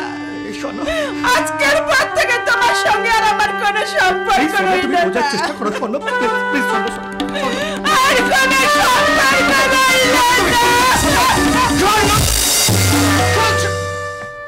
স্বর্ণ, তুমি তোমার মন থেকে আমাকে মুছে ফেলতে চাইলেও আমি যে কখনো তোমাকে বলতে পারবো না স্বর্ণ, কারণ আমি যে সারা জীবন তোমাকে বুকে জড়িয়ে ধরে বাঁচতে চেয়েছিলাম। আজও আমি শুধু তোমাকেই ভালোবাসি স্বর্ণ, তোমাকে। দাদা আমার কি হয়ে গেল দাদা? কি আর হবে বল, যা হওয়ার তো হয়ে গেল। আসলে কি জানিস তো, ও তোর নামে ওই স্বর্ণকে কেউ কিছু বলেছে। আরে সংকল্প কিছু বলেনি তো, ও তার আবার ওই বস্তিতে ইলিয়া বলে একটা মেয়ের সাথে সম্পর্কও আছে। যাকে যাক, ওসব কথা বাদ দে, তুই কোনো চিন্তা করিস না, আমি বুঝিয়ে সুঝিয়ে স্বর্ণকে আবার ঠিক জায়গায় ফিরিয়ে আনবো। না দাদা, তুমি যাবে না। একদিন না একদিন ও নিজের ভুল ঠিক বুঝতে পারবেই, আর সেদিন ওকে আমার কাছে ফিরে আসতেই হবে। আর তা যদি না হয় তাহলে বুঝবো আমার ভালোবাসা মিথ্যে, আমার স্বপ্ন দেখা মিথ্যে, আমার বেঁচে থাকাটাই মিথ্যে, সব মিথ্যে। সত্যি সত্যি সত্যি মাত্র 5 টাকা লাল বিদার টিপের পাতা দিয়ে তোদের ভালোবাসার হিসেবের খাতা টাকা আমি পাল্টে দিলাম। তোদের ভালোবাসার বাসায় ঢুকিয়ে দিলাম সন্ধ্যের বিষ। সেই বিষের জ্বালায় তোর একদিন জ্বলে পুড়ে ছারখার হয়ে যাবি। ঠাকুর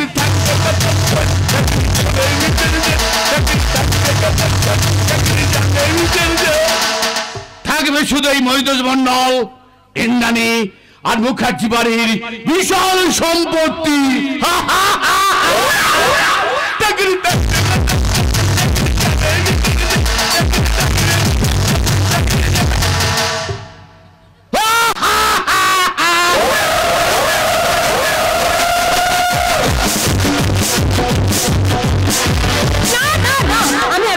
অর্জুন, আমি আর পারছি না।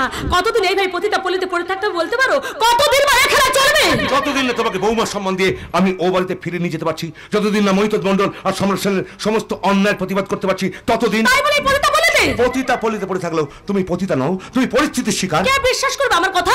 সবাই বলবে যে আমি মিথ্যে কথা বলছি। আমি বিশ্বাস করি, সবাইকে বিশ্বাস করানোর দায়িত্ব আমার। পারবে না, পারবে না অর্জুন, পারবে না। সমাজের মুখ তুমি কিছুতেই বন্ধ করতে পারবে না, কারণ আমি যে একজন বার ড্যান্সার। সবাই বলবে সংসারকে বাঁচানোর জন্য আর কি কোনো কাজ ছিল না। দেখো, ছোটবেলা থেকে তুমি গানটা ভালো গাও, তাই তুমি এই পেশাটাকে করে নিয়েছো। তাছাড়া এটা কোনো অন্যায় নয়, অপরাধ নয়। কিন্তু সূর্যনারায়ণ মুখার্জিকে মেনে নেবে? তার বৌমা একজন বার ডান্সার। তাছাড়া এরপর প্রদীপকে আমার বোনকে বিয়ে করতে চাইবে? সূর্যনারায়ণ মুখার্জি যখন আমাকে ছেলে বলে মেনে নিয়েছে, তখন নিশ্চয়ই তোমাকে বৌমা বলে মেনে নেবে। তাছাড়া প্রদীপ শিক্ষিত ছেলে, প্রদীপ ব্যাপারটা বোঝার চেষ্টা করো, প্রদীপ ঠিক বুঝতে পারবে। তাছাড়া আমি বলছি তুমি চলো, তুমি যাবে না, তুমি আমার সঙ্গে যাবে না। আমি যে সূর্যনারায়ণ মুখার্জিকে কথা দিয়েছি, আকাশ সাক্ষী থাকবে, বাতাস সাক্ষী থাকবে, আর থাকবে আমাদের মন প্রাণ নদীর পাহাড় সাথী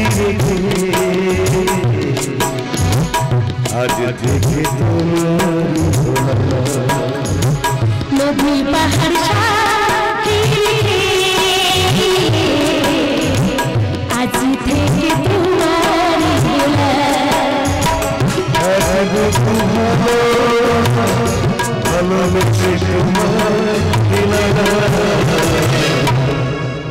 নদী পাহাড় সাথী আজ থেকে তোমার ভোলা। চমৎকার। তাহলে সংকল্প মুখার্জি সবাই যেটা বলে সেটাই আসলে ঠিক। আর আর আপনি আপনি নাকি কলকাতার একটা নামী কোম্পানিতে চাকরি করেন? ছি ছি ছি ছি, আমি তো ভাবতেই পারছি না। কি প্রদীপ, তুমি এখানে? এখানে না এলে আপনার আসল পরিচয়টা তো আমি কোনোদিনই জানতে পারতাম না। ছি ছি ছি। কে বলেছে তোমাকে যে আমি এখানে আছি? বলো, তোমাকে কে বলেছে? আমি বলেছি তোমার আমার সম্পর্কের কথা, আমি বলেছি তোমার সংসারের জন্য আত্মত্যাগের কথা, আমি বলেছি তোমার আমার স্বপ্ন দেখার কথা, আমি বলেছি। কারণ ওর জানা দরকার, তাই বলেছি। প্রদীপ, তুমি বিশ্বাস করো? একদম গায়ে হাত দেবে। প্রদীপ, প্রদীপ, তুমি যেটা দেখেছো সেটা সত্যি নয়। ও, আমি তোমাকে কি করে বোঝাই? এই প্রদীপ, প্রদীপ, এসব কথাগুলো তুমি আমার বাড়িতে বলো না। ছেড়ে দিন, ছেড়ে দিন। প্রদীপ, আমি তোমার দাদা মহিতোষ মণ্ডলের ষড়যন্ত্রের শিলা। ও দাদা, তোমার দাদা আমাকে এখানে আসার জন্য বাধ্য করে। বিশ্বাস করো, আমি পতিতা নই। শুধুমাত্র দুটো পয়সা রোজগার করে সংসারটাকে বাঁচানোর জন্য আমি বাড়ি নাচতাম ঠিকই, কিন্তু কিন্তু আমি আমার মান সম্মানকে কোনোদিনই বিসর্জন দিইনি। তোমার দাদা মদের সঙ্গে বিষ ওষুধ খাইয়ে আমাকে পাগল করে দেওয়ার জন্য ওকে এই পতিতা পল্লীতে নিয়ে এসে তুলেছে।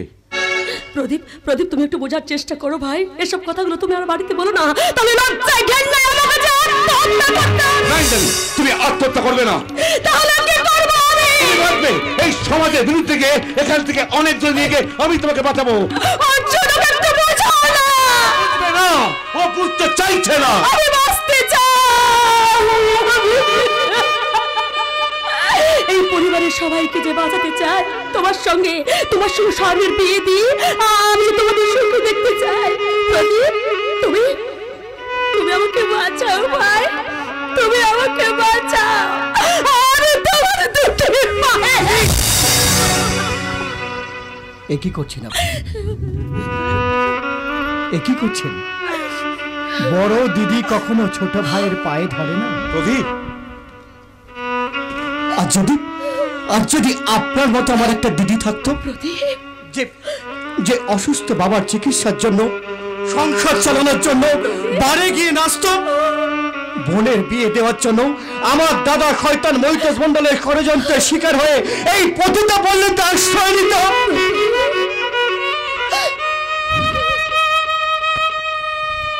তাহলে আমি কি পারতাম সেই দিদিকে দূরে ঠেলে দিতে?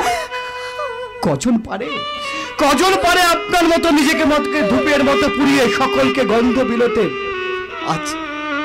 আচ্ছা, আপনার এই মহান আত্মত্যাগের জন্য আপনার কাছে আমার একটা জিনিস চাইতে ভীষণ ইচ্ছা করছে। বলুন দিদি, আমাকে আপনি দেবেন? বলো তুমি কি চাও? ছোট ভাই হয়ে বড় দিদির পায়ে হাত দিয়ে একটা প্রণাম করতে চাই। ইন্দ্রাণী, তুমি জিতে গেলে। ইন্দ্রাণী, তুমি জিতে গেলে। জীবনের শ্রেষ্ঠ সম্মানটা আজ ও তোমাকে দিয়েছে। ও তোমাকে বড় দিদির আসনে বসালো। তুমি জিতে গেলে ইন্দ্রাণী, তুমি না জিতে দাদা, গেলে। এখন আমরা জিততে পারিনি। জিতবো সেদিন, যেদিন এই শান্তিপুরের গরিব মানুষের দুর্দশা ঘটাতে পারবো, আবার দাদা ষড়যন্ত্রের হাত থেকে দিদিকে রক্ষা করতে পারবো, আপনার বোনের ভুল ভাঙিয়ে আবার তাকে আমার কাছে ফিরিয়ে আনতে পারবো। সেদিন আমরা জিতবো দাদা, সেদিনই আমরা জিতবো। সেদিনটা আসতে বেশি দেরি নেই, যেদিনকে ওই মহিতোষ মণ্ডলের মুখোশটা আমি শান্তিপুরের মানুষের কাছে তুলে ধরবো। প্রদীপের সঙ্গে স্বর্ণের ঝগড়া হয়েছে, ওই জন্য কয়েকদিন লক্ষ্য করছি স্বর্ণের মুখটা না হরি করে হয়ে গেছে একদম। ওই রকম ঝগড়া প্রেম জীবনে কত হয়। তোমার মনে নেই তোমার সঙ্গে আমার প্রায় ঝগড়া হতো, তারপর 4-5 দিন কথা বন্ধ। হঠাৎ করে ফোন করে বলতে, হ্যালো, আমার অন্যায় হয়ে গেছে, আমাকে তো ক্ষমা করো। মনে না তুমি ফোনের পর ফোন করতে, আর আমি যদি ফোনটা না ধরতাম তাহলে অন্য কাউকে করতে। ভাবো দিও না, তুমি ফোন করতে। তুমি মাঝে মাঝে মনে হয় সেই ছেলেবেলার দিনগুলো যদি একবার ফিরে পেতাম না শালা, তাহলে কি করতে? চুটিয়ে প্রেম করতাম। শখ মন্দ না। হ্যাঁ গো, ভালো গো। বলছিলাম গো, ওই সামনের মাসেই তো তোমার বোনের বিয়ে। চলো না দুজন মিলে আর একবার এই বয়সে বিয়ের পিড়িতে বসে পড়ি। এই বুড়ো বয়সে বিয়ের পিড়িতে বসতে ইচ্ছে করছে? কি বয়স আমার, ইচ্ছে তো অনেক কিছু করে, কিন্তু এই রে ওই দেখো বুড়ো শুকুনটা আসছে। হ্যাঁ তোকে যেটা বলেছিলাম মনে আছে? সব রেডি করে রেখেছি।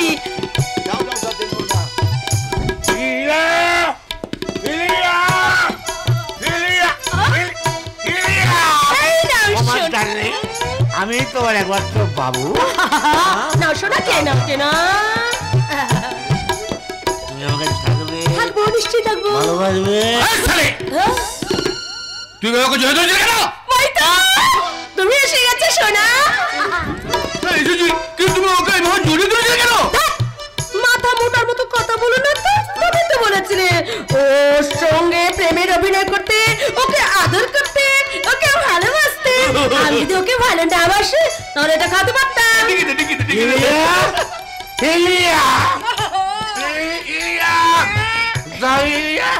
তোমার হাতের মদ খেলে না আমি সব ভুলে যাই। শোনা কেন যাবি, সব গন্ডগোল হয়ে যায়, সব ভুলে যাবি।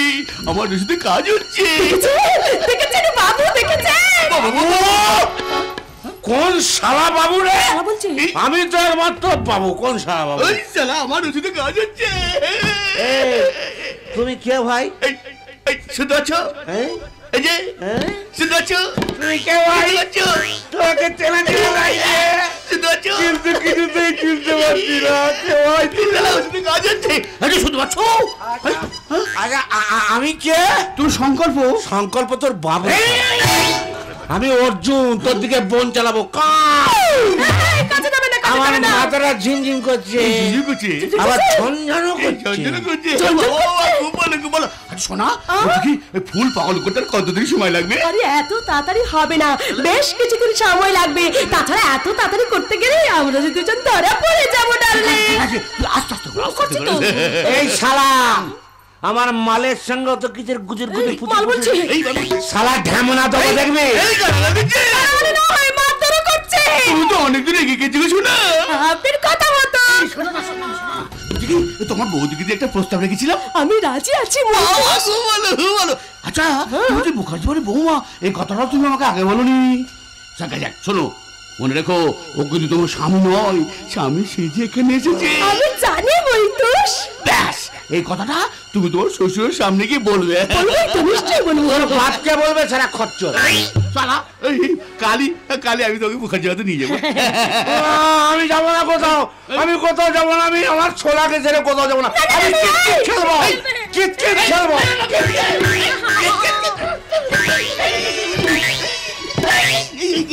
ফুল পাগল হয়ে গেছে, ফুল পাগল। খুব ভালো। শোনো তুমি কোনো চিন্তা করো না, আমি কালকে তোমার ঠিক মুখার্জি বাড়িতে নিয়ে যাবো। পানেশ্বরী আমি কোথায়? পানেশ্বরী আমার সব গুলিয়ে যাচ্ছে। ভুলে যাচ্ছে, যাবে তো। এটা হচ্ছে পতিতা পল্লী। এই গলিতে যে একবার ঢোকে না সে আর বেরোতে পারে না। অন্ধ গলি। শালা অন্ধ গলি, তাই সব গন্ডগোল হয়ে যাচ্ছে। হচ্ছে তো অ্যাক্টিংটা। হ্যাঁ চালিয়ে যাও, অ্যাক্টিং ঠিকই হচ্ছে। অন্ধ গলি ওরে শালা, ওই জন্য আমি সব অন্ধকার দেখছি। আর তুমি আবার ফুলকলি। ফুলকলি রে ফুলকলি।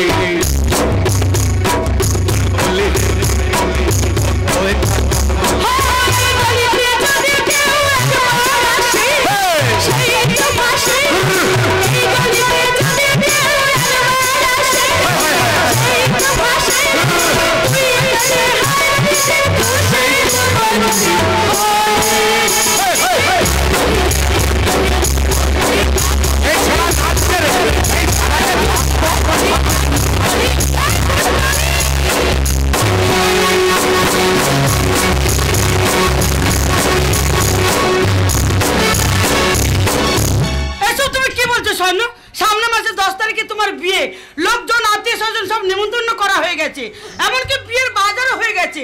আর এখন তুমি বলছো তুমি প্রদীপকে বিয়ে করবে না। তোমাদের মধ্যে কি এমন হয়েছে যে তুমি প্রদীপকে বিয়ে করতে চাইছো না?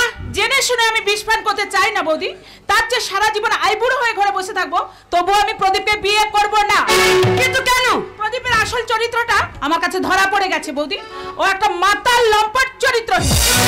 এসব তুমি কি বলছো? প্রদীপ শান্তিপুরে পতিতাপল্লীতে একটি পতিতার সঙ্গে ওর সম্পর্ক রয়েছে। ও কিছু নয়, পুরুষ মানুষদের বিয়ের আগে একটু আধটু চরিত্র দোষ থাকে, তারপর বিয়ের পরে সব ঠিক হয়ে যায়। ওসব তুমি একদম চিন্তা করো না। বিয়ের পরে প্রদীপকে কিভাবে বশ করবে সে কায়দা আমি তোমাকে শিখিয়ে দেব। এমন তেল পড়া জল পড়া দেব না, দেখবে প্রদীপ তোমার পেছনে সবসময় ঘুরঘুর ঘুরঘুর করবে। তাই বলছি একদম পাগলামো করো না, এ বিয়েতে তুমি আমোদ করো না। তোর বন্ধ ঠিক কথা বলছে শোনো। আরে চরিত্র ধুয়ে কি জল খাবি? এই বিয়েতে রাজি হয়ে যা। এদিকে আমার খবর পেলাম ওই ইন্দ্রাণী নাকি তার শ্বশুর বাড়িতে ফিরে যাচ্ছে। মহিদা আছে না, সব ফিরিয়ে দিচ্ছে। কি বলছো কি তুমি? আরে আমি ঠিকই বলছি। হ্যাঁ, মহিদা বলেছে ইন্দ্রাণীর সমস্ত সম্পত্তি আদায় করে দেবে। মহিদা কত বড় নেতা না, একটা ফোনেতে সব কাজ হয়ে যাবে। হ্যাঁ গো, ইন্দ্রাণী যদি সম্পত্তির ভাগ পায় তাহলে আমরা অনেক টাকার মালিক হয়ে যাবো, বলো? সেই জন্য তোকে বারবার একই কথা বলেই যাচ্ছি। একদম তুমি পাগলামো করো না, বুঝলে? তুমি ব্যাপারটা বুঝতে পারছো না বৌদি। এই নিয়ে প্রদীপের সঙ্গে আমার প্রচন্ড অশান্তি হয়ে গেছে। আমি মিটিয়ে দেব, বুঝেছো? একবারে হেপি করে মিটিয়ে দেব। যাও মাথা ঠান্ডা করে প্রদীপকে একটা ফোন করো, তারপরের ব্যবস্থা আমি করে দিচ্ছি। যাও। ঠিক আছে, তুমি যা ভালো বোঝো সেটাই করো, আমি চললাম। ঠিক আছে, যাও যাও। এই শোনো না, এবার থেকে না বাবাকে একটু তেল দিয়ে চলবে। কেন তেল দিতে হবে কেন? আরে বাবা, বুঝতে পারছো না কেন? ইন্দ্রাণী যদি সম্পত্তির ভাগ পায় তাহলে ওর কাছে অনেক টাকা থাকবে, আর আমরা আমার বাবাকে দিয়ে বলিয়ে ওর কাছ থেকে অনেক টাকা হাতিয়ে নিতে পারবো। আর বাবা বললে ইন্দ্রাণী না করতে পারবে না। নিশালা, এই বুদ্ধিটা আমার মাথায় আসে। সত্যি আমার সঙ্গে থেকে থেকে না তোমার বুদ্ধিটাও একবারে হেপি হয়ে গেছে। এই যে বৌমা, সন্ধ্যা হয়ে গেছে, একটু চা করো না বৌমা। আমি পারবো না। আরে বিউটি, হ্যাঁ হ্যাঁ, তেল তেল। চা কেন খাবেন বাবা? আমি আপনার জন্য না গরম গরম দুধ করে এনে দিই। দুধ? হ্যাঁ দুধ। চিন্তা করে করে আপনার চেহারাটার কি অবস্থা করেছেন বলুন তো বাবা। দাঁড়াও দাঁড়াও, আমার জন্য সবকিছু গন্ডগোল হয়ে যাচ্ছে। হ্যাঁ, তুমি কি খেপেছো? তোমার তো দুধ খেলে আমার শরীরে রক্ত জল হয়ে যাবে। দেখুন, একদম মাঝে মাঝে কথা বলবেন না। তেল দাও। ও হ্যাঁ, আবার বলে তেল তেল। ও কথা বলছেন কেন বাবা? আমি আপনার ছেলেকে বলেছি এবার বাজার থেকে আপনার জন্য একটু করে ফল এনে দেবে। ফল? হ্যাঁ বাবা, ফল। হ্যাঁ ফল, এই ধরুন একটা আপেল, একটা আঙ্গুর, একটা নাশপাতি, এই ধরুন হেপি করে 2-4টে কলা। কি জ্বালা! আচ্ছা আচ্ছা, তোমার মতলবটা কি বলো তো বৌমা? কেমন যেন একটা রহস্যের গন্ধ পাচ্ছি। কাকের গলাতে কোকিলের সুমধুর ধ্বনি বেরিয়ে আসতে চাইছে। আমি কাক, আমি যদি কাক হই তাহলে আপনিও পুরো সকল। তুমি কি করছোটা কি? হবে না, হবে না, হবে না? ওইসব তেল করা আমার দ্বারা হবে না। হবে না। ধরা পড়ে গেলে তো বৌমা, তুমি একেবারে ধরা পড়ে গেলে। থাক মা থাক, আর আমায় তেলপাট করতে হবে না। আমার আর 3টে সন্তানের মতো তুমিও তো আমার আরেকটা সন্তান মা। তাই তো তোমার শত অপরাধ আমি ক্ষমা করে দেই, আর ভগবানকে ডেকে বলি, এই শহর ওদের তুমি ক্ষমা করে দাও, ওদের তুমি সুখে রেখো, ভালো রেখো। আপনি আর ভালো থাকতে দিচ্ছেন কোথায় বাবা? থাকবে মা থাকবে, তোমরাই তো থাকবে। আমার আর কদিন। তোমার ভুলটা তুমি একদিন ঠিকই বুঝতে পারবে বৌমা। আর শোনো মা, যদি পারো তো দুধ নয়, আমাকে একটু চা করে দিও বৌমা। ঠিক আছে, আমি আপনার জন্য চা করে এনে দিচ্ছি। এই শোনো, একটা সুখবর আছে। সুখবর? হ্যাঁ। কি শুনি? না আমার লজ্জা করছে। আরে লজ্জা পাবার কি আছে, বলো না। তাহলে বলি? হ্যাঁ বলো। না আমার লজ্জা করছে। তাহলে তুমি তোমার লজ্জা নেই তাকে বলতে হবে না, যাও। এই শোনো না, বলছি কি, তুমি যে বলেছিলে আমি নাকি কোনোদিন মা হতে পারবো না। মা? হ্যাঁ পারলে আর কই। আজ 10 বছর হয়ে গেল আমাদের বিয়ে হয়েছে, কত ডাক্তারই তো দেখালাম, কোনো লাভ হলো না, আমি বাবা হতে পারলাম না। হয়েছে গো হয়েছে। আজ এত বছর পর আমি মা হতে চলেছি। রিপোর্টে পজিটিভ এসেছে। তুমি কি বলছো? এই অসম্ভব। অসম্ভব সম্ভব হয়েছে গো। কি হলো? এই কথাটা শোনার পর তোমার আনন্দ হচ্ছে না? চুপ করে দাঁড়িয়ে আছো কেন বলো? সত্যি করে বলো, এই সন্তানের পিতা কে? এসব তুমি কি বলছো? চুপ করে কেন উত্তর দাও। কি বলছো মানে? আমি ঠিক বলছি। অনেক ডাক্তার দেখানোর পরও যখন আমাদের সন্তান আসছে না, তখন আমি নিজের মেডিকেল টেস্ট করাই, আর তখন ডাক্তারবাবু বলেন আমি আমি আমি কোনোদিন বাবা হতে পারবো না। তাহলে সত্যি করে বলো, এই সন্তানের পিতা কে? যার সঙ্গে তোমার সম্পর্ক হয়েছে, এই জন্য তুমি প্রায় দিন সেজে গুজে বাড়ি থেকে বেরিয়ে যেতে। সেই ব্যক্তি নিশ্চয়ই মহিতোষ মান্না, যার সন্তান তোমার পেটে। না, উত্তর দাও। মানিক, বিউটি, আমি তোমাকে বিশ্বাস করেছিলাম বিউটি। তোমার ব্যক্তিগত স্বাধীনতা আমি কোনোদিন হস্তক্ষেপ করিনি। তোমার সব অন্যায় আমি মুখ বুঝে মেনে নিয়েছি। তুমি তার এই প্রতিদান দিলে। মানিক, পারলে তুমি এই কাজটা করতে। মানিক তুমি আমাকে ক্ষমা করো। মানিক ক্ষমা করো। না, তোমার মতো কলঙ্কিনী বাড়ি তার কোনো স্থান নেই। এই মুহূর্তে তুমি এখান থেকে চলে যাও। আমি তোমার পায়ে ধরে বলছি, চলে যাও। তুমি আমার বিশ্বাস, আমার ভালোবাসাকে ভেঙে চুরমার করে দিয়েছো। তুমি একটা ডাইনি, তুমি একটা বেশ্যা। তোমার ছায়া যদি আমি দেখতে না পাই, এই মুহূর্তে তুমি এখান থেকে চলে যাও। চলে যাও।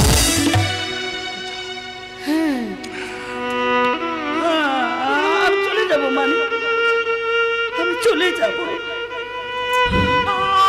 আর কোনোদিন আমি আমার এই মুখ আমি তোমার সামনে নিয়ে আসবো না।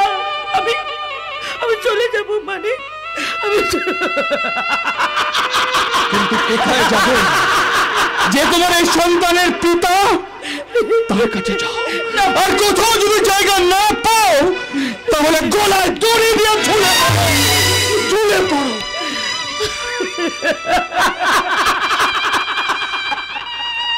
হ্যাঁ, আমি সত্যিই চলে যাব। এই বেটি, এই দেখ না, দেখ তোর কি সাজা, তুই দেখ। কি মজা। আমি মা হতে চলেছি।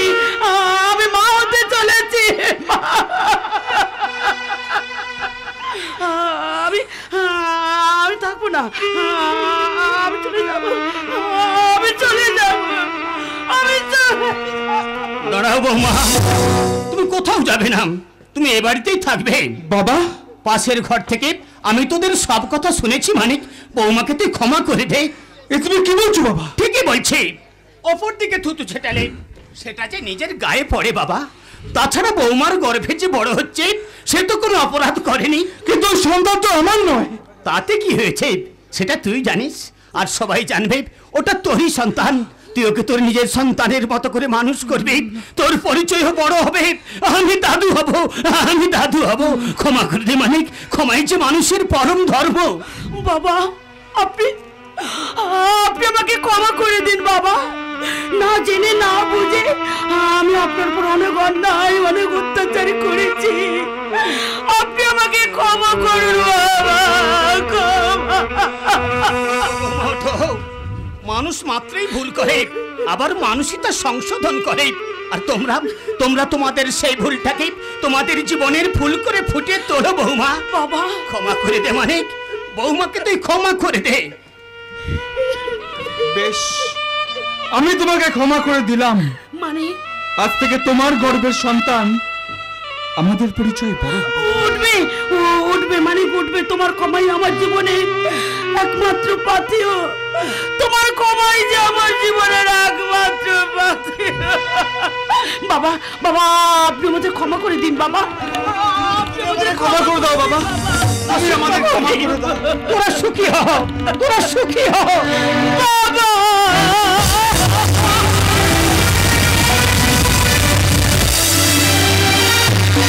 এই সম্রাটের পথের কাঁটা হয়ে যে দাঁড়াবে, তাকে পৃথিবীর বুক থেকে সরে যেতে হবে। ভেবেছিলাম সম্পত্তিটা সূর্যনারায়ণ মুখার্জি আমার নামে লিখে দেবে, তা যখন দিল না, তোমাকে বাঁচলাম না সূর্যনারায়ণ মুখার্জি। আমি প্রতিটা বলি থেকে তুলে নিয়ে বাড়িতে কাজ দিয়েছি, ভালোভাবে থাকার সুযোগ করে দিয়েছি। আমার কথা মতো বাবাকে ওষুধগুলো খাওয়াচ্ছিস তো? আপনি চিন্তা করবেন না, আপনি যেমনটি বলেছেন ঠিক সেইভাবেই কাজ হচ্ছে। গন্ডগোল তোকে কিন্তু আমি ছাড়বো না। বাবু এখন যাও। আরে শোন, ওদের নকল সংকল্প মুখার্জি কোথায় থাকে তুই জানিস? কোথায় থাকে তা তো বলতে পারবো না বাবু, তবে আমাদের বস্তি পাড়ায় ইলিয়া নামে একটি মেয়ের সঙ্গে ভালোবাসা আছে। কি নাম বললি? ইলিয়া।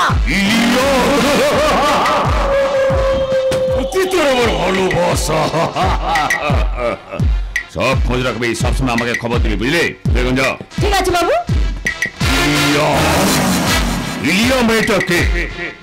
কেন বা পতিতা বলিতে এসে উদয় হলো? জানতে হবে, আমাকে সবকিছু জানতে হবে, আমাকে সবকিছু জানতে হবে, আমাকে সব জানতে হবে। আমার শরীরটা কেন এতদিনের পর দিন খারাপ হয়ে যাচ্ছে? এই যে সম্রাট, ডাক্তারবাবু কি বললেন? ও কথা আপনার শোনার দরকার নেই বাবা। আপনি কেন বিছানা ছেড়ে উঠে এলেন? কিন্তু এভাবে আর কতদিন শুয়ে থাকবো বাবা? আস্তে আস্তে আমার শরীরটা আরো খারাপ হয়ে যাচ্ছে, চোখের সামনেটা মাঝে মাঝে অন্ধকার হয়ে যাচ্ছে, বুকের ভিতরটা ভীষণ ব্যথা করছে, ওদিকে আমার ব্যবসা। আস্তে বাবা আস্তে, আপনি শান্ত হন, বসুন বসুন, এখানে বসুন। আমার বোধহয় সময় হয়েছে সম্রাট। বাবা কেন এত টেনশন করছেন? আমি তো আছি, আমি তো আপনার ছেলে নাকি? ও সমস্ত ব্যবস্থা আমি ঠিক সামলে নেব, আপনি কয়েকটা মাস রেস্টে থাকুন, রেস্টে থাকুন। সম্রাট, আমি বোধহয় আর বাঁচবো না রে। না বাবা, ও কথা বলবেন না, আপনি ও কথা বলবেন না বাবা, আপনি ও কথা বলবেন না, আপনার কিছুই হবে না, আপনার কিছুই হবে না। চলো সুরের বাচ্চা, সম্পত্তিটা আমার নামে লিখে দিলি না তো তোকে আমি 5 লাখ দেবো না শালা। এই যে সম্রাট, ডাক্তারবাবু কি বললো? ও কথা আমি আপনাকে বলতে পারবো না, কিছুতে বলতে পারবো না, কিছুতে বলতে পারবো না। তো আমার জানার দরকার, তুমি আমাকে বলো। বাবা কি হলো? তুমি কাঁদছো কেন? কি হয়েছে আমার? বাবা আপনার শরীরে সব কলকবজাগুলো খারাপ হয়ে গেছে, আপনার হার্টের কন্ডিশন খুবই খারাপ, আপনি যে কোনো সময় হার্ট ফেল করতে পারেন। আমি বলিনি বাবা, ডাক্তার বলছে আপনি যে কোনো সময় মারা যেতে পারেন। আমার বুকের ভিতরটা ভীষণ ব্যথা করছে। প্রতিমা, কোথায় গেলি? বাবা বাবা কি হয়েছে? বাবা কি হয়েছে? তুমি এমন করছো কেন বাবা? আমি বোধহয় আর বাঁচবো না রে। না বাবা না, তোমার কিছু হবে না বাবা, তোমার কিছু হবে না বাবা। সম্রাট, বাবা এমন করছে কেন?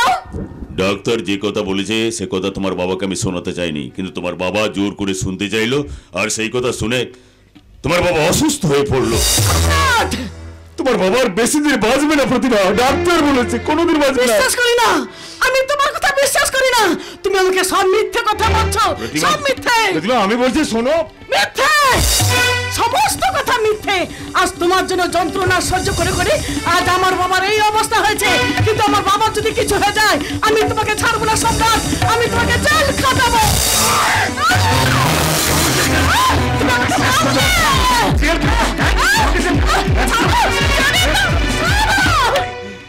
আমাকে জেল খাটাবে? তোমার কথায় আমার দাদাকে আমি বাড়ি থেকে তাড়িয়ে দিয়েছি, তোমাকে ভালোবেসে বিয়ে করে নিজে নিজের কপাল পুড়িয়েছি, কিন্তু আমার বাবার যদি কিছু হয়ে যায় আমি তোমাকে ছাড়বো না সম্রাট, কিছুটাই ছাড়বো না। কি করবি?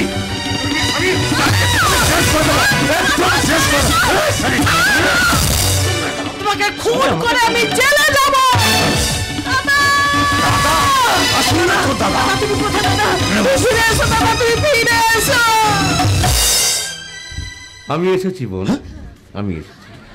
আমি তোকে বলেছিলাম না, তোর যখন ভুল ভাঙবে তুই যখন ডাকবি আমি তখনই আসবো। তুই এসেছিস দাদা? হ্যাঁ রে, আর তোর কোনো চিন্তা নেই। বাবা উঠে পড়ো, উঠো। সংকল্প, তুই এসেছিস বাবা? হ্যাঁ বাবা এসেছি, কারণ সম্রাটের সঙ্গে যে আমার একটা পুরনো হিসেব বাকি আছে। এটা খুন, এটা মার্ডার। মার্ডার? আরে টেনশন लेने का नहीं देने का है রে বাবা। এত টেনশন নিচ্ছিস কেন, চাপ নিচ্ছিস কেন? কিসের হিসেবের কথা বলছিস বাবা? আমার জীবন থেকে 12টা বছর হারিয়ে যাওয়ার হিসেব, আমার বোন প্রতিমার উপর অকথ্য অত্যাচার করার হিসেব, সমস্ত হিসেব নিতে আসছে এবারের বৌমা। এবারের বৌমা আসছে। এই বৌমা আসছে, আমার বৌমা আসছে। বৌমা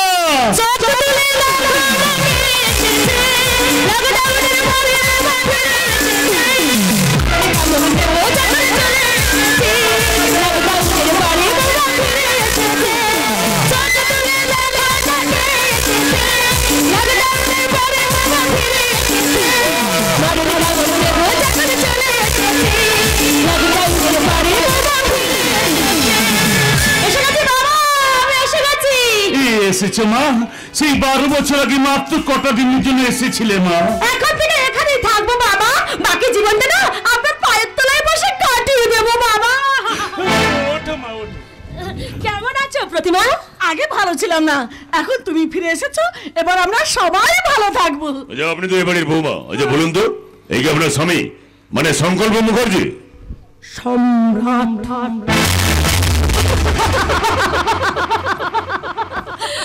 এবাড়ির জামাই। দেখো তো ভালো করে। প্রথমে থেকে চিনতে একটু অসুবিধা হলেও এখন কিন্তু আমি বুঝতে পেরেছি যে ইনি আমার স্বামী। বাবা, ইনি আপনার ছেলে বাবা। চিনতে পেরেছি বৌমা, ছেলে ফিরে এসেছি, বৌমা ফিরে এসেছি। ওরে প্রতিমা, তোর বৌদিকে বাড়ির ভেতরে নিয়ে আয়। এসো মা, এসো, তোমার সংসার আমি তোমার হাতে তুলে দিতে চাই। এসো মা, এসো। তুমি আমার সঙ্গে এসো। তুমি যাও প্রতিমা, আমি একটু এবারে জামাইয়ের সঙ্গে আলাপ পরিচয় করে নি। ঠিক আছে বৌদি, ঠিক আছে, আমিও যাই, বাবাকে ওষুধ খাওয়ানোর সময় হয়ে গেছে।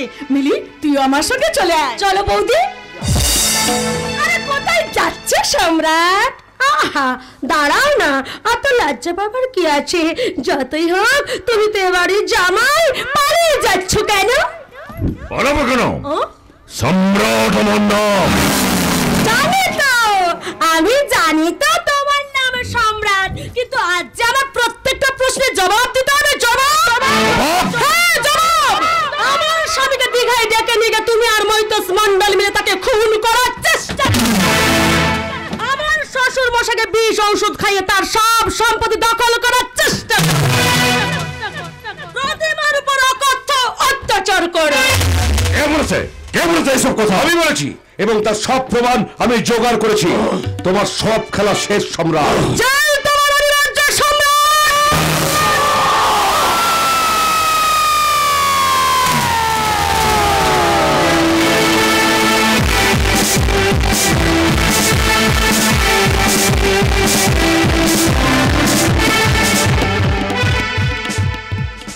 আজ মধ্যে জামাই রাজা।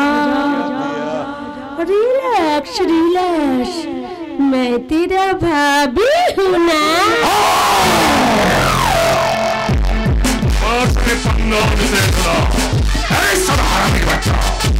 আমার কিছু করতে পারতাম, আপনাদের সব কটাকে আমি শেষ করে দেবো। সব কটা জানি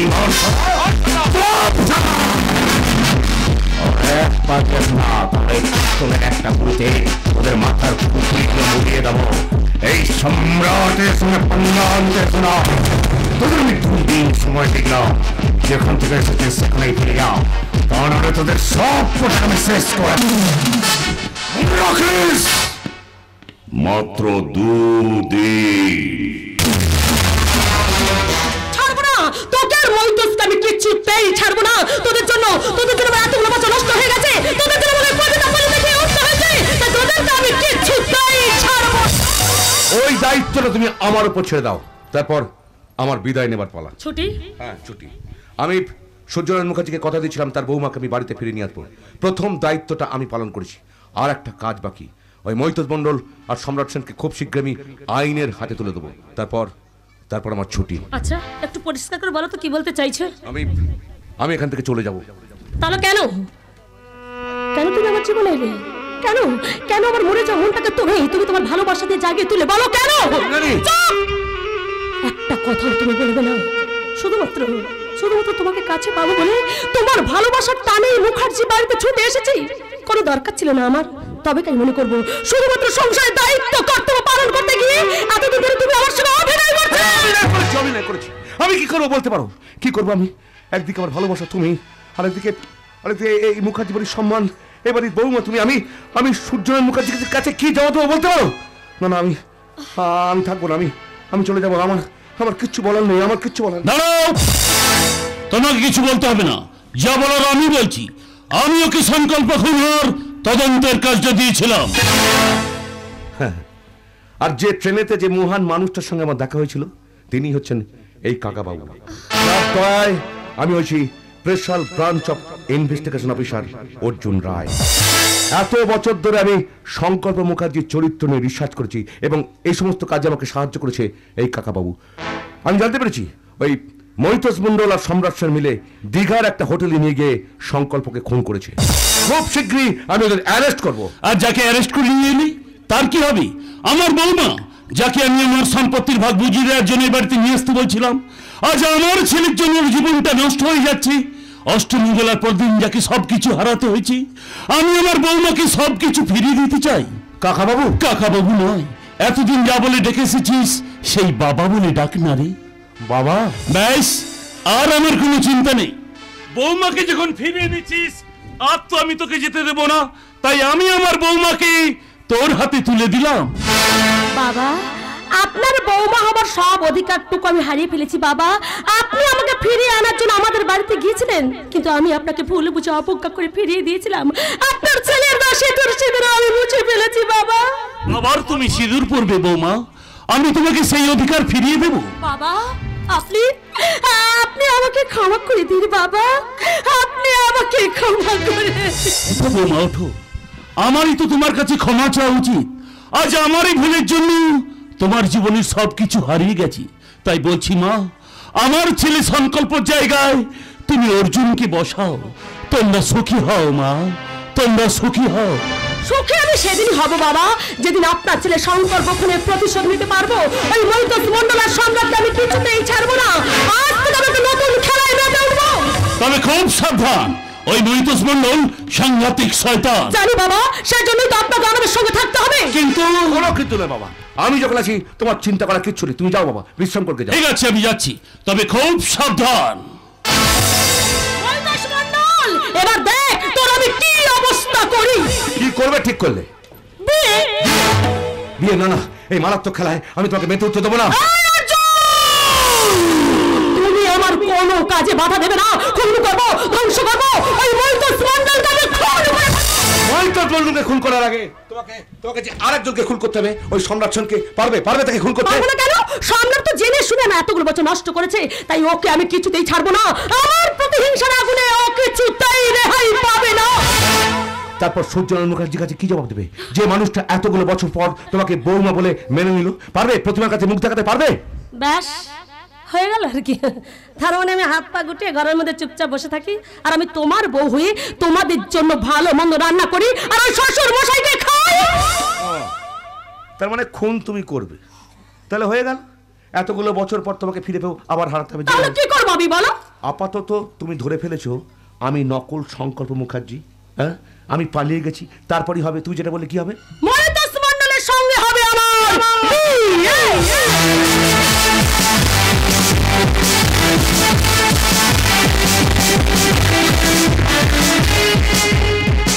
ঢুকে পড়েছে মুখার্জি বাড়ি, বৌমা ঘরে ঢুকে পড়েছে। প্রমাণ হয়ে গেছে যে ও আসল সংকল্প নয়, নকল সংকল্প। এবার ইন্দ্রাণীর সঙ্গে আমার বিয়ে হবে, তারপর মুখার্জি বাড়ির সমস্ত সম্পত্তি আমার হাতের মুঠোয় চলে আসবে।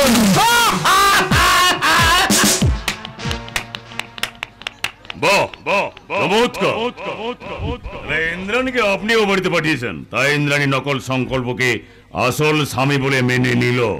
সবটাই তো আপনারই প্ল্যান। সম্রাট, একসঙ্গে দুটো বিয়ে হবে। আমার ভাই প্রদীপের সঙ্গে স্বর্ণর, আর আমার সঙ্গে ইন্দ্রাণীর। ইন্দ্রাণীকে আপনি বিয়ে করবেন, তারপরে একদিন কায়দা করে আমাকে সরিয়ে দিয়ে গোটা সম্পত্তিটা আপনি একাই ভোগ করবেন, তাই তো? একদম ঠিক কথা বলেছে। না না না, তোমাকে সরিয়ে দেবো কি? তুমি আমার নিজের লোক। এতদিন তাই জানতাম, কিন্তু আর শালা আপনাকে আমি বিশ্বাস করি না। আপনি শালাটা পাক্কা হারামির বাচ্চা। শুধু তুমি কেন, সবাই বলছে আমি নাকি পাক্কা হারামির বাচ্চা। আমি বুঝতে পারছি জানো সম্রাট, যে মুখার্জি বাড়ি কায়দা করে সম্পত্তি তুমি ওকে দেবে না, তা কায়দা করে এই খেলাটা আমাকে খেলতে হলো। বুড়ো বয়সে একটা বউ পাবেন, আর পাবেন বিশাল সম্পত্তি। কিন্তু তুমি হতে দেবো না। এতদিন ধরে একটার পর একটা ইট সাজিয়ে যে স্বপ্নের ইমারত আমি গড়ে তুলেছি, এই মুখার্জি বাড়ির সমস্ত সম্পত্তি মালিক হবো আমি। সেই স্বপ্নকে এত সহজ আমি ভেঙে চুরমার হয়ে যেতে দেবো না। বেশি স্বপ্ন দেখা ভালো নয় সম্রাট। সেই স্বপ্ন আপনি আমাকে দেখেছেন, আপনার কথা শঙ্করদাকে ফোন করে আমি দীঘার আপনি হোটেলের ঘরে বসে ওকে মদ খাওয়ান। হ্যাঁ খাইছি, কিন্তু সম্রাটকে তুমি সম্রাট ওই সংকল্পকে গুলি চালিয়ে মেরেছিলে তো? চালিয়েছিলাম সেটা আপনার কথায়। যে মানুষ আমাকে ভাইয়ের মতো ভালোবাসতো তার বুকে আজ আমার একটা গুলি চলবে, সেটা আপনার মুখে। বেশি মারামারি করো না সম্রাট। মনে রেখো, আমি তোমাকে সম্রাট তৈরি করেছি, আর সেই সম্রাটকে শেষ করতে আমার একটা মিনিটের সময় লাগবে না। আমি জানি তো আপনি আমাকে যখন তখন সরিয়ে দিতে পারেন, তাই সেই সুযোগ আর আমি আপনাকে দেবো না। তার আগে শালা আজই আপনাকে শেষ করব। এটা কি করছো? এটা সরাও ভাই, মাথা ঠান্ডা করো। রাগ মানুষের ভালো নয়, তুমি বিশ্বাস করো, সম্পদ তুমি পাবে। বিশ্বাস হারামির বাচ্চা, বিষধর সাপকে বিশ্বাস করবো, তবু আপনার মতো নেতাদের আর বিশ্বাস করবো না। আপনার সালা গরিব জন যখন তখন পাল্টি খান, তাই আজ আমি আপনাকে পাল্টি খাইয়ে দেবো। সেই পাল্টি খেয়ে সোজা স্বর্গে চলে যাবেন। সম্রাট ভাই আমার, আর আমি আগে সালা তোকে আজ আমি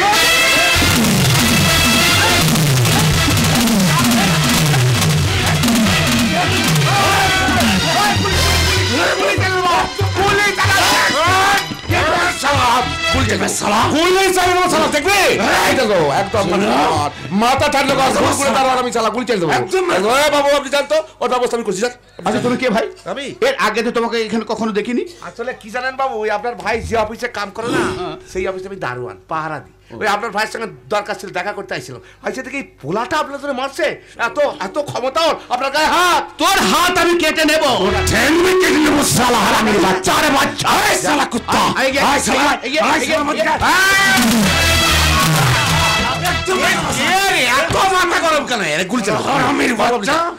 জীবনটা শেষ করে দিয়েছে সালা।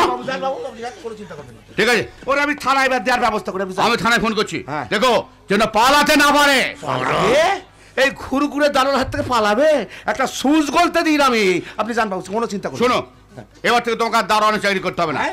আজ তুমি যে আমার উপকার করলে, সেজন্য আমি তোমাকে একটা ভালো কাজের ব্যবস্থা করে দেবো।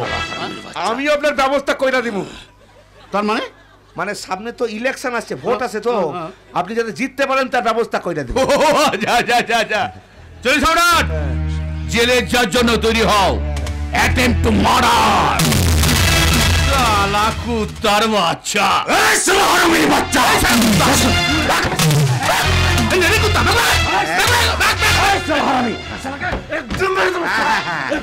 আপনিও তৈরি হন জেলে যাওয়ার জন্য। আপনারও দিন ঘনিয়ে এসেছে, কারণ কান টানলেই মাথা আছে, ওই জন্য কানটারে আগে টানলাম। তার মানে আমাকে চিনতে পারছিস না? ভালো করে তাইকা দেখ। এখানেও তুই সত্যি করে বলতো, তুই শালা কে? আমি সর্বত্তরে special branch of investigation officer Arjun Roy. এতদিন আমি সংকল্প সেজে সংকল্প খুনের তদন্ত করেছি এবং জানতে পারছি তুই আর মৈতজ মন্ডল মিলে সংকল্পকে খুন করেছিস। আমি অনেকদিন আগে আমার পিস্তলে বুলেট দিয়ে তোর বুকটা ঝাঁঝরা করে দিতে পারতাম, কিন্তু করিনি কেন জানিস? প্রতিমাকে আমি নিজের বোনের মতো ভালোবেসে ফেলেছি। তোকে আমি অনেকবার ভালো হওয়ার সুযোগ দিয়েছি, কিন্তু তুই আমার কোনো কথা শুনিসনি। তাই তোর সব খেলা শেষ। You are under arrest. খুন করেছে, তার কি প্রমাণ আছে তোমার কাছে? সেটা নয়, কোর্টে গিয়ে হবে। চলো এবার মামার বাড়ি যাওয়া। আমি যাবো না। আজ তো সমস্ত অন্যায় কাজের আমাকে হিসেব দিতে হবে। তুই আমার স্বামী সংকল্পকে খুন করেছিস।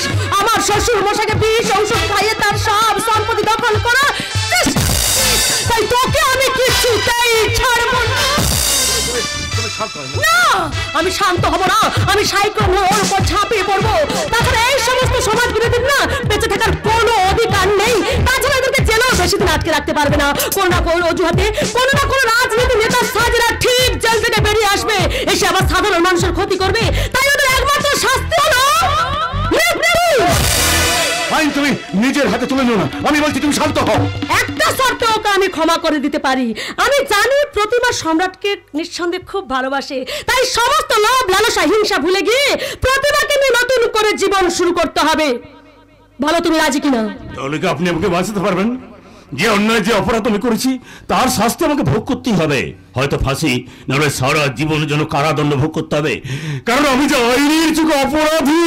সে ব্যাপারটা তুমি আমার উপর ছেড়ে দাও, তুমি শুধু বলো রাজি কিনা। বেশ, আমি রাজি। প্রতিমাকে নিয়ে আমি অনেক দূরে চলে যাব, শুধু একবার বাঁচার সুযোগ করে দিন। আমি শেষ চেষ্টা করে দেখবো আমার জীবনের ভুলটাকে প্রতিমার জীবনে ফুল করে ফুটিয়ে তুলতে পারি কিনা। এ হয় না ইন্দ্রাণী, হয় না, হতে পারে না, ওকে যে আইনাতে তুলে দিতেই হবে। ক্ষমা করে দাও অর্জুন, আমি জানি সংকল্প খুনের ব্যাপারটা তুমি আর আমি ছাড়া কেউ জানে না। তাছাড়া আজ যদি ওর ফাঁসি হয়ে যায়, তুমি প্রতিমার সামনে কোনোদিন দাঁড়াতে পারবে? যাকে তুমি বোনের আসনে বসিয়েছো তার মুখের দিকে কোনোদিন তাকাতে পারবে? বলো প্রতিমা, প্রতিমা, আমি এসে গেছি বৌদি। এই নাও প্রতিমা, আমি তোমার সম্রাটকে তোমার কাছে ফিরিয়ে দিলাম। প্রতিমা, তুমি আমাকে ক্ষমা করে দাও। প্রতিমা, ক্ষমা করে দাও। ক্ষমা করে দিয়েছি। অর্জুন দা, বৌদি, আপনাদের এই দয়া আমি কোনোদিনই ভুলবো না, কোনোদিন না। আপনারা আশীর্বাদ করুন, আমরা যেন সুখী হতে পারি, সুখী হতে পারি। এসো প্রতিমা, এসো। যাও সম্রাট, প্রতিমাকে তুমি নিয়ে অনেক দূরে চলে যাও। আমি ফোন না করা পর্যন্ত তুমি এখানে আসবে না, যাও। বৌদির মুখে সব কথা শুনেছি, তুমি আমার নিজের দাদা নয়, তবে এখন মনে হচ্ছে তুমি আমার দাদা, তুমি আমার সত্যিকারের দাদা। আসি বৌদি, আসি দাদা, চলো সম্রাট আমরা চলে যাই। সবাইকে তো দয়া করলে, আমাকে কবে দয়া করুন? দয়া, দয়া তো তোমাকে অনেকদিন আগেই করেছি। ওই যে বন্দুক কানে, এই যে দারোয়ানের চাকরিটা যে আমি দিয়েছি। সারা জীবন শুধু পাড়াই দিয়ে যাবো, তাহলে সেটা কবে হবে? সেটা হবে না, সেটা বন্ধ। আপাতত বিয়ে। মহেশ মণ্ডলের সঙ্গে হবে আমার বিয়ে।